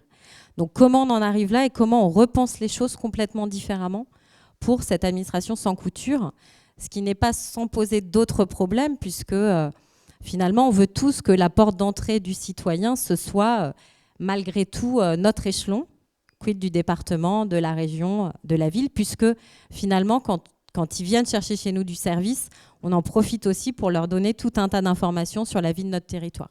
Donc, comment est-ce qu'on arrive, à travers France Connect, à garder quand même une identité par rapport à ça ? Donc, nous, évidemment qu'on s'investit beaucoup, et là, vous me faites rêver, en fait, clairement. Je pense qu'il y a encore du chemin pour que nous, collectivités, on puisse intégrer ça, mais c'est très bien que vous ayez pu proposer les outils qui vont bien. Et nous, on investit même du temps homme sur France Connect. Alors, pas France Connect usager, mais France Connect agent, puisque, en fait, ça se décline, je ne vais peut-être pas détailler ici, mais cette problématique de l'authentification, elle est aussi sur l'agent et aussi sur l'élu. En fait, en réalité, l'identité numérique telle qu'on l'aperçoit, nous, c'est l'identité de nos agents, de nos élus et des citoyens. Vous voulez dire 2 mots sur France Connect agent ? 2 mots, mais je serais intéressé à avoir le feedback de la marraine de ces assises, Anne Dirac, justement sur les problématiques d'implémentation et des élus. Mais peut-être, Guillaume, juste 2 mots. D'accord, ok. Oui, tout simplement, parce que c'est officiel maintenant, puisque c'est un projet qui est soutenu par les plans d'investissement d'avenir, et ça vient d'être notifié. Donc on a lancé une déclinaison particulière de France Connect, qui vient d'être un peu citée, oui. Son nom actuel, c'est France Connect Agent. En fait, c'est d'utiliser la même technologie, enfin France Connect, pour offrir un moyen d'identification simplifié et unifié pour les agents et les élus de l'ensemble des collectivités, notamment dans leur relation avec l'État, mais dans leur relation entre elles-mêmes. On a souvent été sollicité par les élus, notamment par des questions parlementaires sur le fait que l'État était siloté. Et on va désiloter l'État, en tout cas, dans l'identification des élus et des agents dans la relation entre eux et avec nous. Voilà. Donc c'est un projet qui s'appelle France Connect Agent.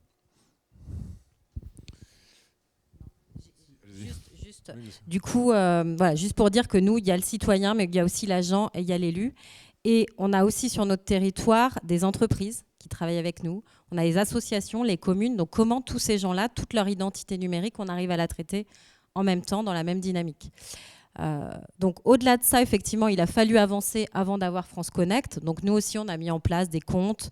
Nous aussi, on a mis en place des choses comme ça, qui restent insatisfaisants aujourd'hui parce qu'on ne répond pas clairement à la demande du citoyen, mais il a fallu avancer. Sur l'authentification, nous, on pense effectivement qu'il n'y a pas besoin d'aller très très loin dans l'authentification, et EIDAS va nous aider.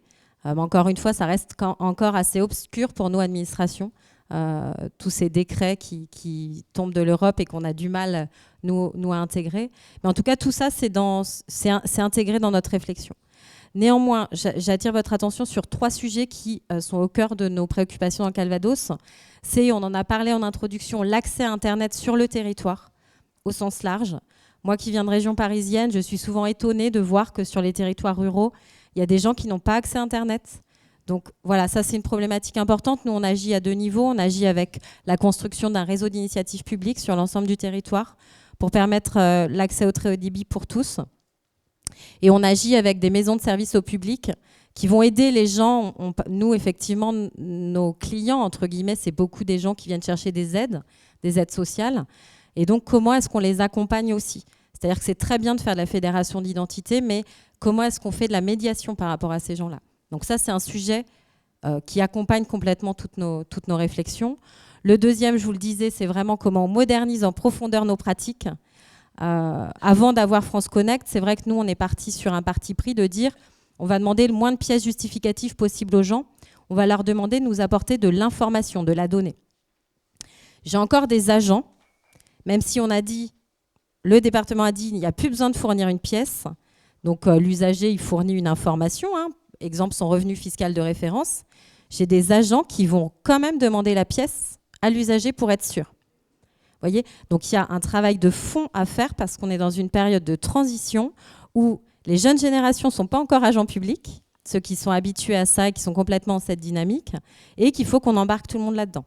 Donc pour nous, on a à cœur ça, et à cœur de donner confiance aux gens, parce qu'effectivement, même s'il y a des systèmes où on dit est-ce qu'on autorise l'administration à donner mes données fiscales, etc., je ne suis pas sûre que la confiance aujourd'hui soit complètement établie entre le citoyen et l'agent public qui va traiter cette demande. C'est-à-dire qu'on a peut-être confiance, on se dit le système, mais finalement, il va se balader où mon revenu fiscal de référence ? Et vous me direz, c'est pareil, quand j'amenais ma photocopie, finalement, je ne savais pas où se baladait ma photocopie. Voilà. Donc, l'accès à Internet sur le territoire, la modernisation en profondeur de nos pratiques, de notre administration, déjà en interne, comment on supprime les signatures au maximum, EUIDAS va nous aider, comment on réduit les circuits de décision, comment on arrête de faire circuler du papier à outrance dans la collectivité, comment on supprime les tâches qu'on appelle NVA, de non-valeur ajoutée. Il y en a beaucoup. Et tout ça permettra de gagner en confiance et en temps pour que nos agents puissent prendre la mesure de ce que c'est demain l'administration numérique. Et juste pour finir, réflexion sur l'accueil. L'accueil, on sait qu'aujourd'hui, il y a une multitude de canaux pour accueillir le citoyen, physique, électronique, etc. Demain, on sait tous qu'avec les nouvelles générations, le principal vecteur, c'est l'Internet, les smartphones, etc. Comment est-ce qu'on transforme en profondeur notre façon d'adresser les choses ? Et c'est là où l'administration sans couture intervient. Est-ce qu'on, finalement, on reste sur des portails un peu institutionnels ou quid de mon département, etc. Ou est-ce qu'on accepte tous de dire, mais non, finalement, on va extraire chaque service public et on va l'intégrer à une plateforme peut-être plus nationale ou globale dans un objectif simple, hein, c'est le service public, le citoyen avant tout. Voilà. L'App Store du citoyen, quoi. Voilà, et pourquoi pas ? Je vais peut-être juste me tourner vers la salle. Quelques remarques, questions, opinions.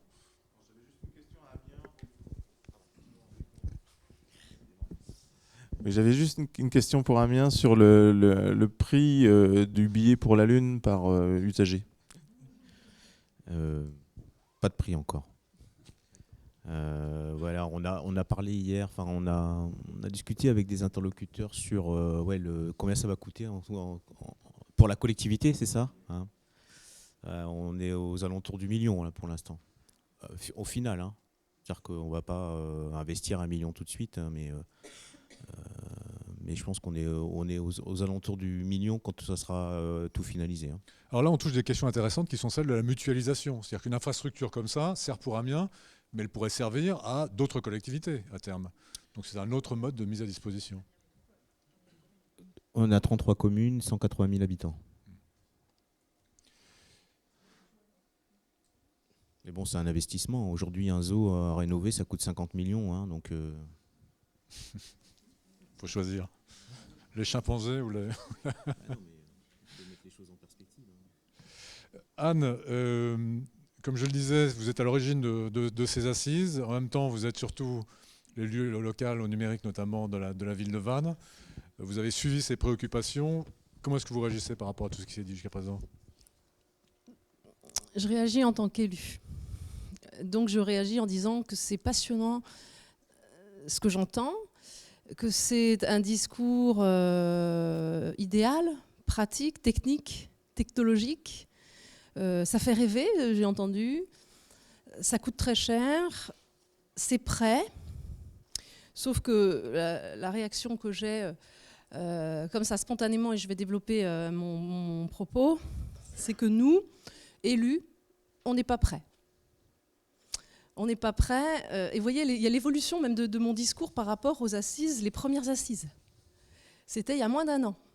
Entre ce que j'ai dit à Vannes il y a moins d'1 an et ce que je dis à Fleury-sur-Orne aujourd'hui, il y a une évolution et qui ne va pas dans le bon sens, a priori. Donc, là, j'entends un discours idéal. Nous, collectivité territoriale, et quand je dis collectivité territoriale, je parle de mon niveau, c'est-à-dire c'est une mairie, hein, c'est une commune. Ce n'est pas une agglomération, ce n'est pas un département, ce n'est pas la région Bretagne. Donc c'est vraiment le contact quotidien qu'a le citoyen avec la collectivité, c'est-à-dire la mairie. On nous pousse, je l'avais déjà dit à Lille la dernière fois, à la modernisation de l'administration. Nous faisons, nous, collectivités territoriales, partie des administrations françaises, et je trouve que c'est une bonne chose. Et on y adhère totalement. Nous, à la ville de Vannes, on adhère totalement à cette volonté de moderniser au plus vite les services aux citoyens, et ça passe par la dématérialisation. Je milite pour le tout dématérialiser, avec une volonté politique qui est celle du maire de Vannes, qui pense effectivement que plus nous dématérialiserons, plus nous nous concentrerons sur nos métiers, qu'on libérera du temps aux agents pour faire leur cœur de métier. Et puis, sans langue de bois, la dématérialisation, même si c'est un investissement, on le voit, financier, c'est du court terme, du moyen terme. On sait qu'à long terme, c'est une économie financière. Donc on a de moins en moins d'argent et on doit gérer de mieux en mieux. On a des arbitrages à faire. Je ne crois pas, en ce qui concerne la ville de Vannes, par exemple, que le maire choisira de ne pas moderniser le réseau de sa ville, la route, les arrêts de bus, même si c'est en lien avec l'agglomération du Pays de Vannes, l'accessibilité, au profit d'un système qui permettra le tout dématérialiser sur la ville de Vannes. Je peux déjà vous dire que la réponse, elle est non. Le maire privilégiera l'accessibilité, une route ou des enrobés mieux sur certains quartiers. Voilà. Donc ça, c'est une réalité. On a des arbitrages en permanence à faire. Donc déjà, on part, nous, les élus au numérique, les gens qui s'engagent sur le dématérialisé, c'est un travail de longue haleine. On l'a commencé déjà il y a des mois avec Florence à Ville Internet. On en parle de plus en plus, c'est une bonne chose. Mais il ne faut pas faire d'angélisme. C'est du militantisme. On commence de zéro. Donc on travaille en ce moment sur les moyens. Parce que ça, ce sont les moyens. Tout ce que j'entends. C'est une bonne chose et il faut le faire. Comme dans les années 2000, on n'avait pas d'accès, tous les foyers, tous les espaces publics n'avaient pas forcément accès au numérique. On a vraiment travaillé en France dans ce sens-là et on est allé très vite. Et je trouve qu'au niveau des infrastructures, même au niveau du très haut débit, on peut se féliciter de ce qui a été fait en France parce qu'on avait vraiment du retard. Maintenant, il y a les usages, effectivement, et la dématérialisation des services. Alors, au niveau des freins, je ne veux pas casser l'ambiance, je veux juste vous dire qu'en tant qu'élu, on a des responsabilités. La première, elle est pénale, elle est celle du maire, notamment sur les identités numériques. Quand un citoyen nous confie à la ville de Vannes ses identités, ses informations, ses données personnelles, il les confie quasiment en main propre au maire de la ville de Vannes. Et le maire de la ville de Vannes a une responsabilité pénale si on n'est pas en mesure, de protéger ces informations et du coup, en même temps, de protéger nos systèmes d'information. Donc on a un double travail, une double réflexion à faire sur comment conserver la confidentialité des données qu'on nous confie et en même temps, comment nous protéger nos systèmes. Ça aussi, c'est un investissement. Je vous parlerai souvent d'argent parce qu'en fait, les élus aujourd'hui, c'est des businessmen. On est obligé de gérer, de tenir compte de ça. Et donc, toute décision politique est forcément orientée en fonction des choix également budgétaires qu'on fait. Donc c'est désagréable, mais il faut le faire. Enfin, on est responsable, on a évolué aussi, on est un petit peu plus conscient des enjeux. Donc les résistances, elles sont, ou les freins, c'est déjà celui-là. C'est une volonté politique, des arbitrages, des choix politiques. Ça se fait, même si on le souhaite, ça pourrait se faire très vite, mais c'est au détriment d'autres choses dans une ville. Après, c'est un choix. Il y a également un autre frein, c'est un frein que tout le monde connaît, c'est pas spécialement dans les collectivités, c'est dans les entreprises, c'est les Français en général, c'est la résistance au changement. La résistance au changement, donc moi en tant qu'élu au numérique de la ville de Vannes, je le vois, et la DSI est là, elle m'accompagne aujourd'hui, on essaie de se déplacer en binôme parce que c'est toujours intéressant d'avoir ce binôme élu-agent, ça permet d'être en phase sur les discours. C'est que s'il y a de la résistance au changement au niveau des agents d'une collectivité, donc là je parle d'une ville de 58 000 habitants, qui a 5 arrobases, qui est réputée en France pour être numérique, et Florence ne me contredira pas, une forte volonté politique, on a également une résistance au changement de la part des élus. Et c'est notamment dû au fonctionnement en silo qu'on est en train d'essayer de transformer par différentes astuces, c'est que travaillant en silo, l'adjoint à la jeunesse n'a pas forcément, ou je dis à la jeunesse, mais ça peut être aux associations, aux routes, n'a pas forcément envie de s'intéresser au sujet numérique parce que c'est mon sujet et que lui s'occupe des routes. On est en train aussi, du coup, enfin, David Robo, le maire de Vannes, a changé du coup la gouvernance et la position de la DSI du numérique dans l'organigramme général de la ville de Vannes. En fait, ce que je vous dis là, c'est des aspects culturels. Hein. On est en train d'essayer de changer la culture. C'est de ne plus considérer la DSI comme une direction comme une autre. C'est de la lier directement à la direction générale. On devient un service, une direction ressources. C'est-à-dire qu'on considère que tout sujet, jeunesse, association, petite enfance, sport, travaux, handicap, c'est un sujet qui concerne la DSI, puisque c'est un sujet qui peut devenir transversal par les moyens qu'on va devoir mettre en œuvre pour permettre à la direction qui porte un projet sur le handicap, sur une route, d'intégrer l'aspect numérique dans son projet. Donc déjà, ça change complètement la culture. Et j'en parlais avec Muriel Rimbaud, la DSI, dans la voiture en venant de Vannes ce matin. On commence à voir des adjoints de la ville de Vannes qui ne sont pas en charge du numérique, quand ils présentent leur projet, intégrer le fait qu'ils auront besoin de la DSI pour mettre en œuvre un certain nombre de projets. Donc il y a aussi donc, une résistance culturelle. Ça prend finalement le plus de temps. C'est ce qui prend le plus de temps. Le temps technique est relativement court, parce qu'à partir du moment où on décide, ça peut être fait.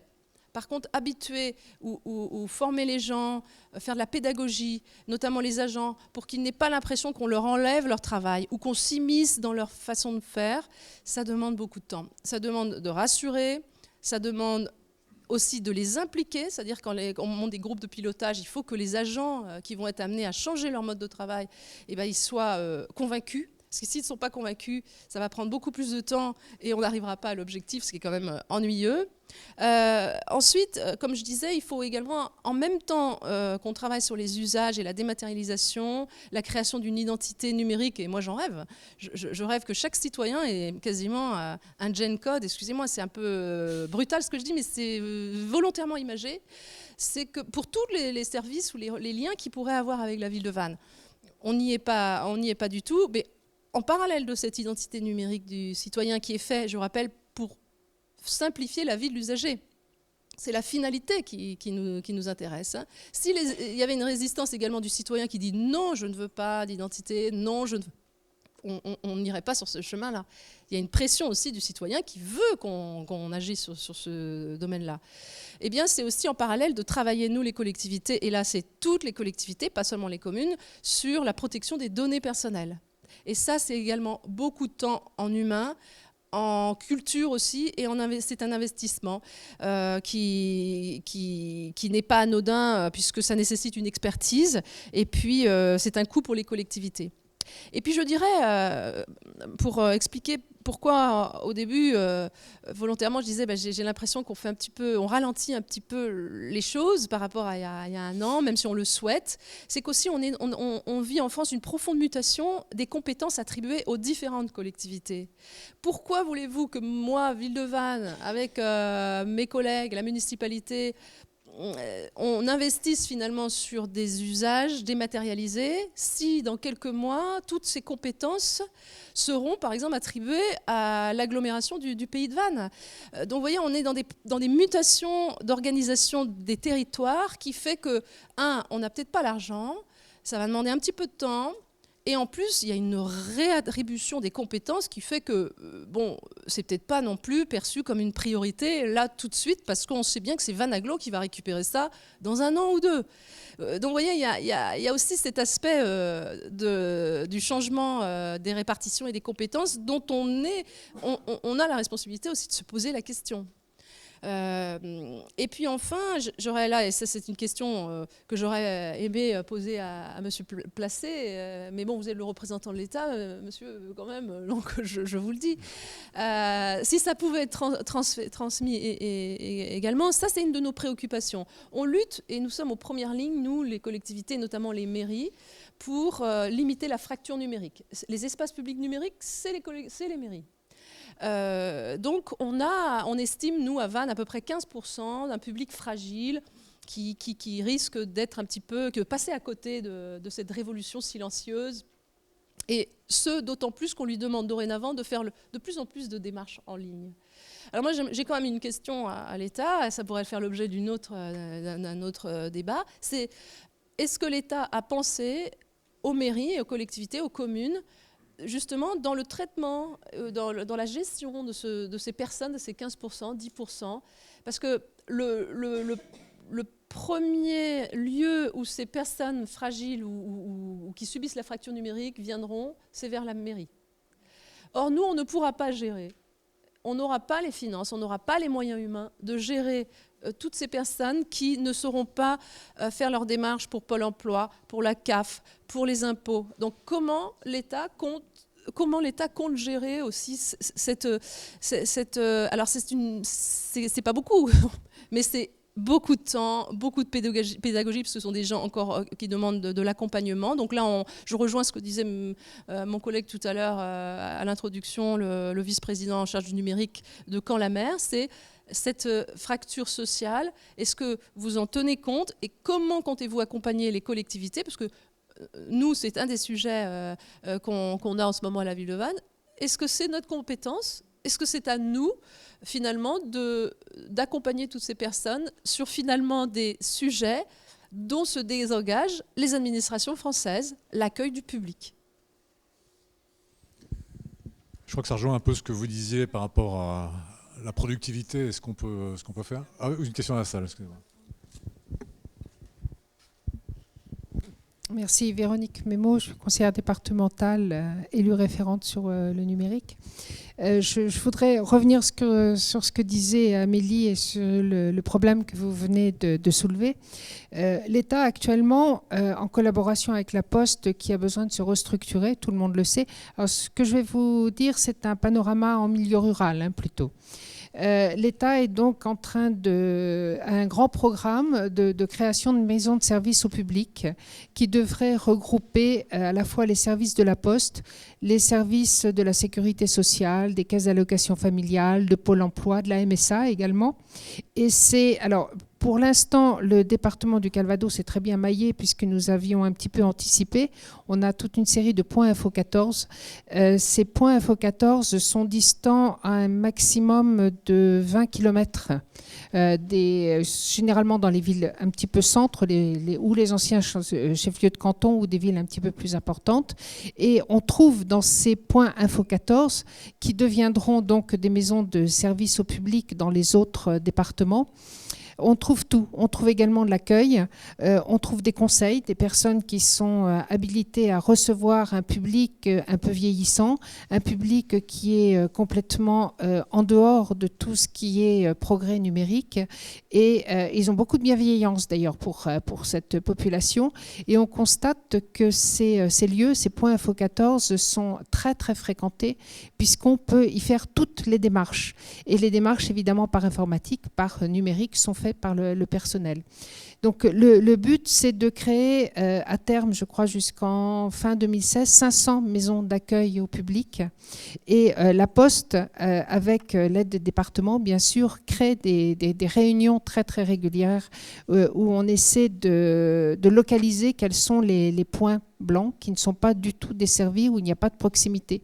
Alors là où je pourrais vous rejoindre pour France Connect, ce qui serait intéressant évidemment, c'est pour cette population d'avoir des connexions qui puissent se faire très très rapidement pour que le personnel qui est dans ces maisons de service au public puisse recevoir davantage de personnes et pas passer trop de temps à identifier tous les intervenants, enfin toutes les personnes qui se présentent. Juste 2 minutes pour revenir sur ce que vous disiez sur la CAF, Pôle emploi. Non seulement, effectivement, ça a été fait d'une façon où on a privilégié l'administration électronique au détriment de l'accueil physique.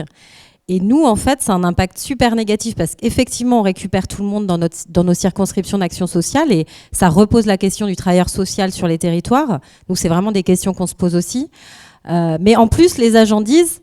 Ah non, mais moi, je viens pas me parler de modernisation. Si c'est pour faire comme la CAF ou Pôle emploi, il en est hors de question. Je veux pas traiter comme ça mes citoyens, mes usagers. Donc, c'est là où je dis qu'effectivement, il faut y aller tranquillement, pas à pas.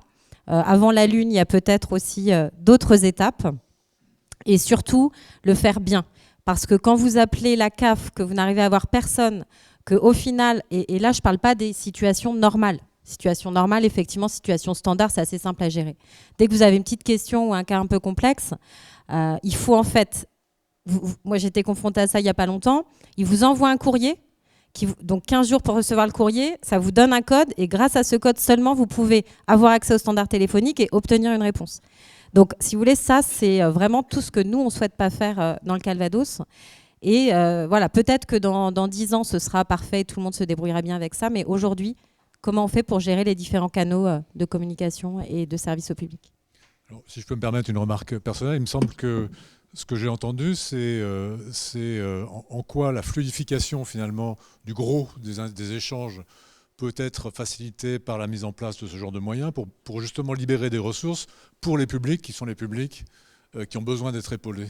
Et c'est peut-être en ça qu'il y a une bonne synergie et que ces moyens peuvent être utilisés rapidement. Oui, je ne vais pas me permettre de répondre au nom de l'État, parce que même si je représente l'État là, mais je vais répondre sur la partie numérique quand même. Oui, il y a une vraie évolution culturelle aussi bien des agents.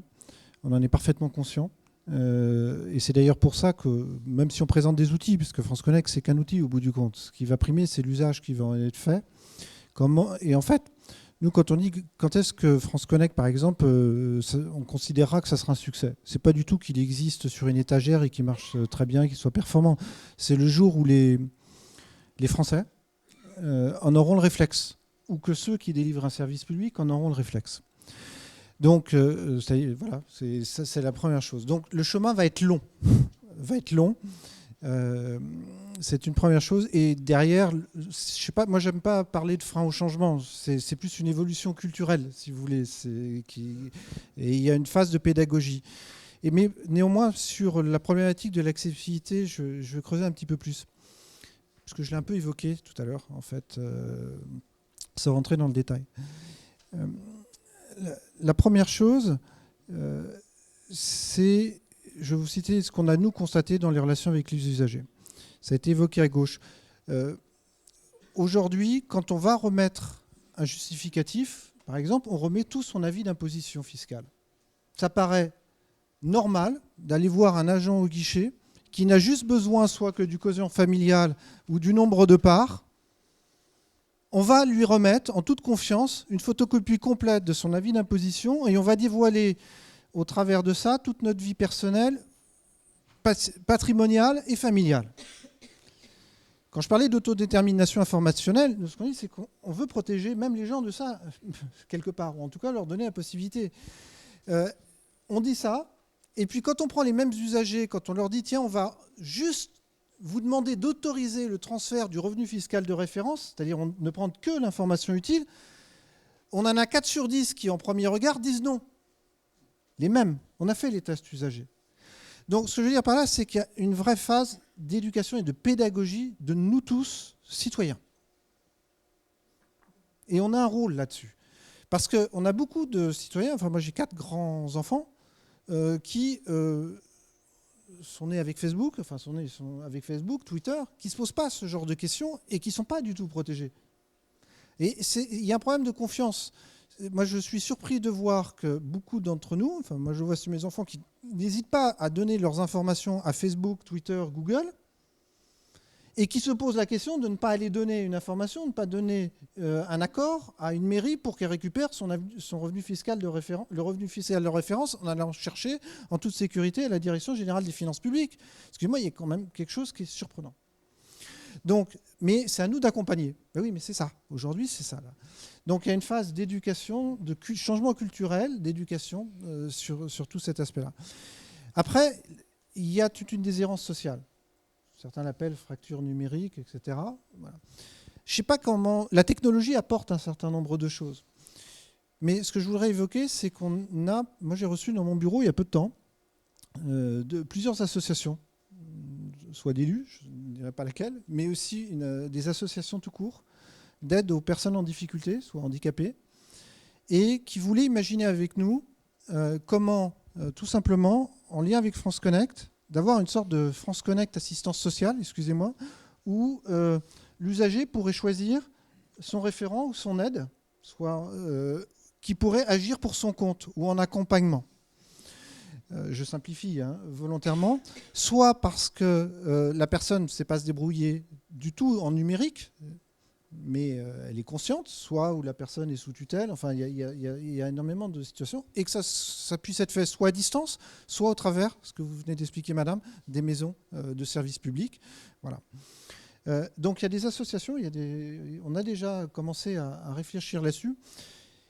Nous, notre rôle, c'est pour ça que je ne répondrai pas au nom de la représentation politique de l'État, mais notre rôle, c'est de réfléchir à comment la technologie puisse éventuellement aider, là où c'est possible, pour faciliter cette relation et pour accompagner au mieux ces personnes en difficulté. Et à titre personnel, je suis convaincu que la technologie peut aussi aider là-dessus, mais on n'y a pas trop réfléchi en fait. Bien, je voudrais donner la parole maintenant à Julien Marco, peut-être en dernier intervenant sur cette table ronde. Julien, vous êtes donc très actif à la métropole de Rennes et notamment vous êtes aussi délégué de l'ATSET, donc cette association qui met en œuvre des problématiques de transactions électroniques, notamment liées au transport. Qu'est-ce que vous inspire ces réflexions et en quoi est-ce que vous pouvez positionner en fait les initiatives que vous menez là-dessus, notamment à travers le projet Corrigo, qui est une carte fédérative des transports sur toute la région Bretagne et qui quand même, je crois, couvre plus de 600 000 personnes. Ouais. Oui, écoutez, bonjour à tous pour commencer. Donc Julien Marco, je suis chargé de mission au sein du pôle ingénierie services urbains de Rennes Métropole. Donc j'ai aussi ce poste assez transversal, donc j'ai la chance de pouvoir être non pas sous une direction mais directement rattaché à un pôle. Donc ce qui facilite aussi le fait d'avoir cet effet de silo et un peu historique au niveau des collectivités. Donc voilà, déjà pour commencer, je voulais me présenter. Ensuite, moi sur le projet Corrigo Service, je vais faire un focus sur le support. On a beaucoup parlé de plateforme et de portail ce matin. J'évoquerai essentiellement le support. Et en fin de présentation aussi les futures évolutions du projet régional. Donc déjà pour le projet Corrigo Service, donc c'est un projet qui est né en 2012, donc un projet régional qui associe 22 partenaires. Je l'évoquerai par la suite.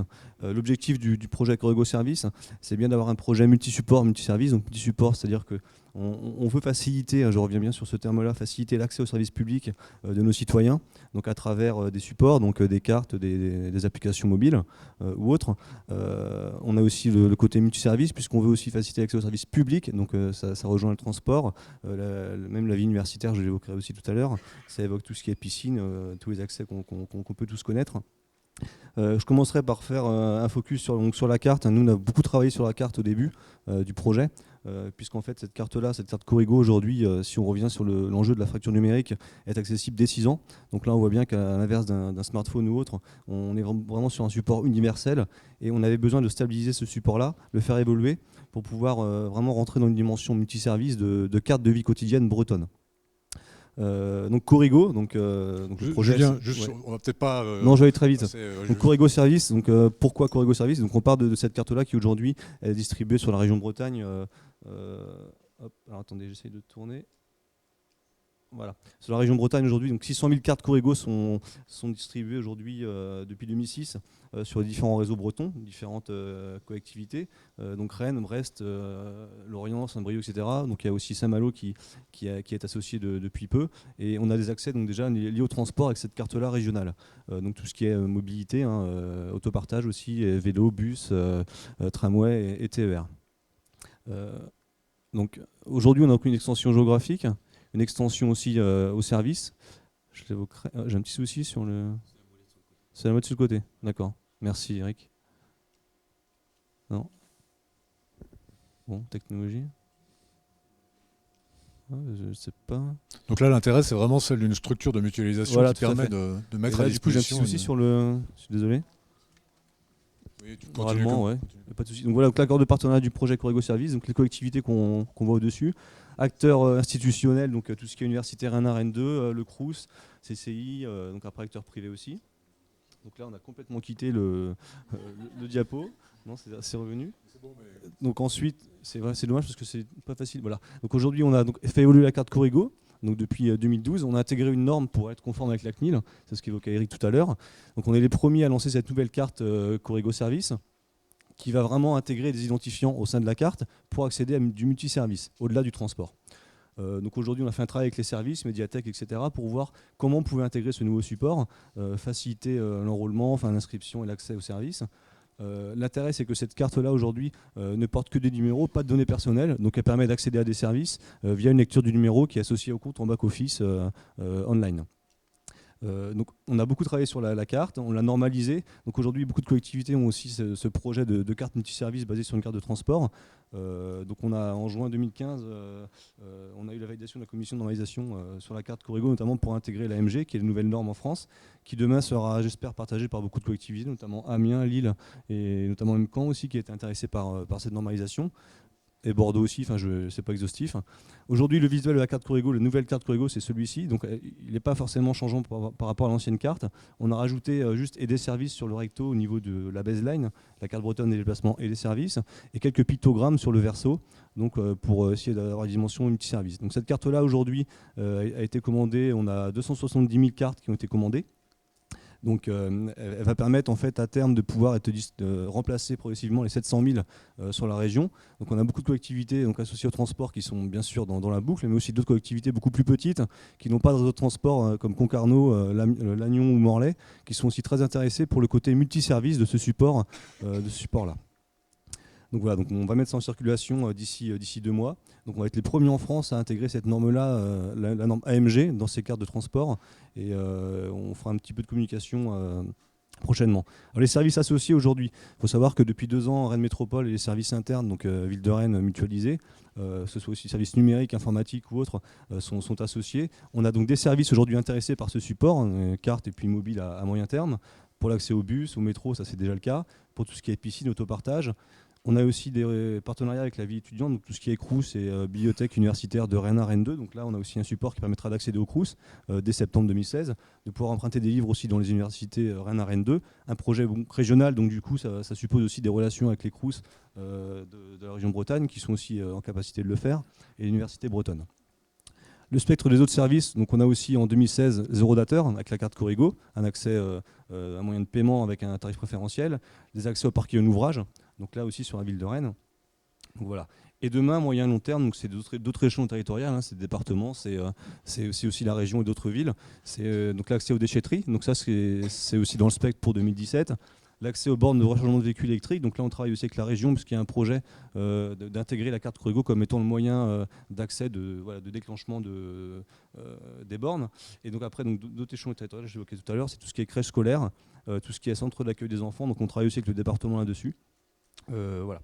Et enfin, je terminerai par la gouvernance sur le projet comme celui-ci, qui est un projet régional, donc qui fédère quand même 22 partenaires et qui demande pas mal de dynamisme, on va dire, en termes de réunions transverses pour maintenir une information sur l'avancée du projet.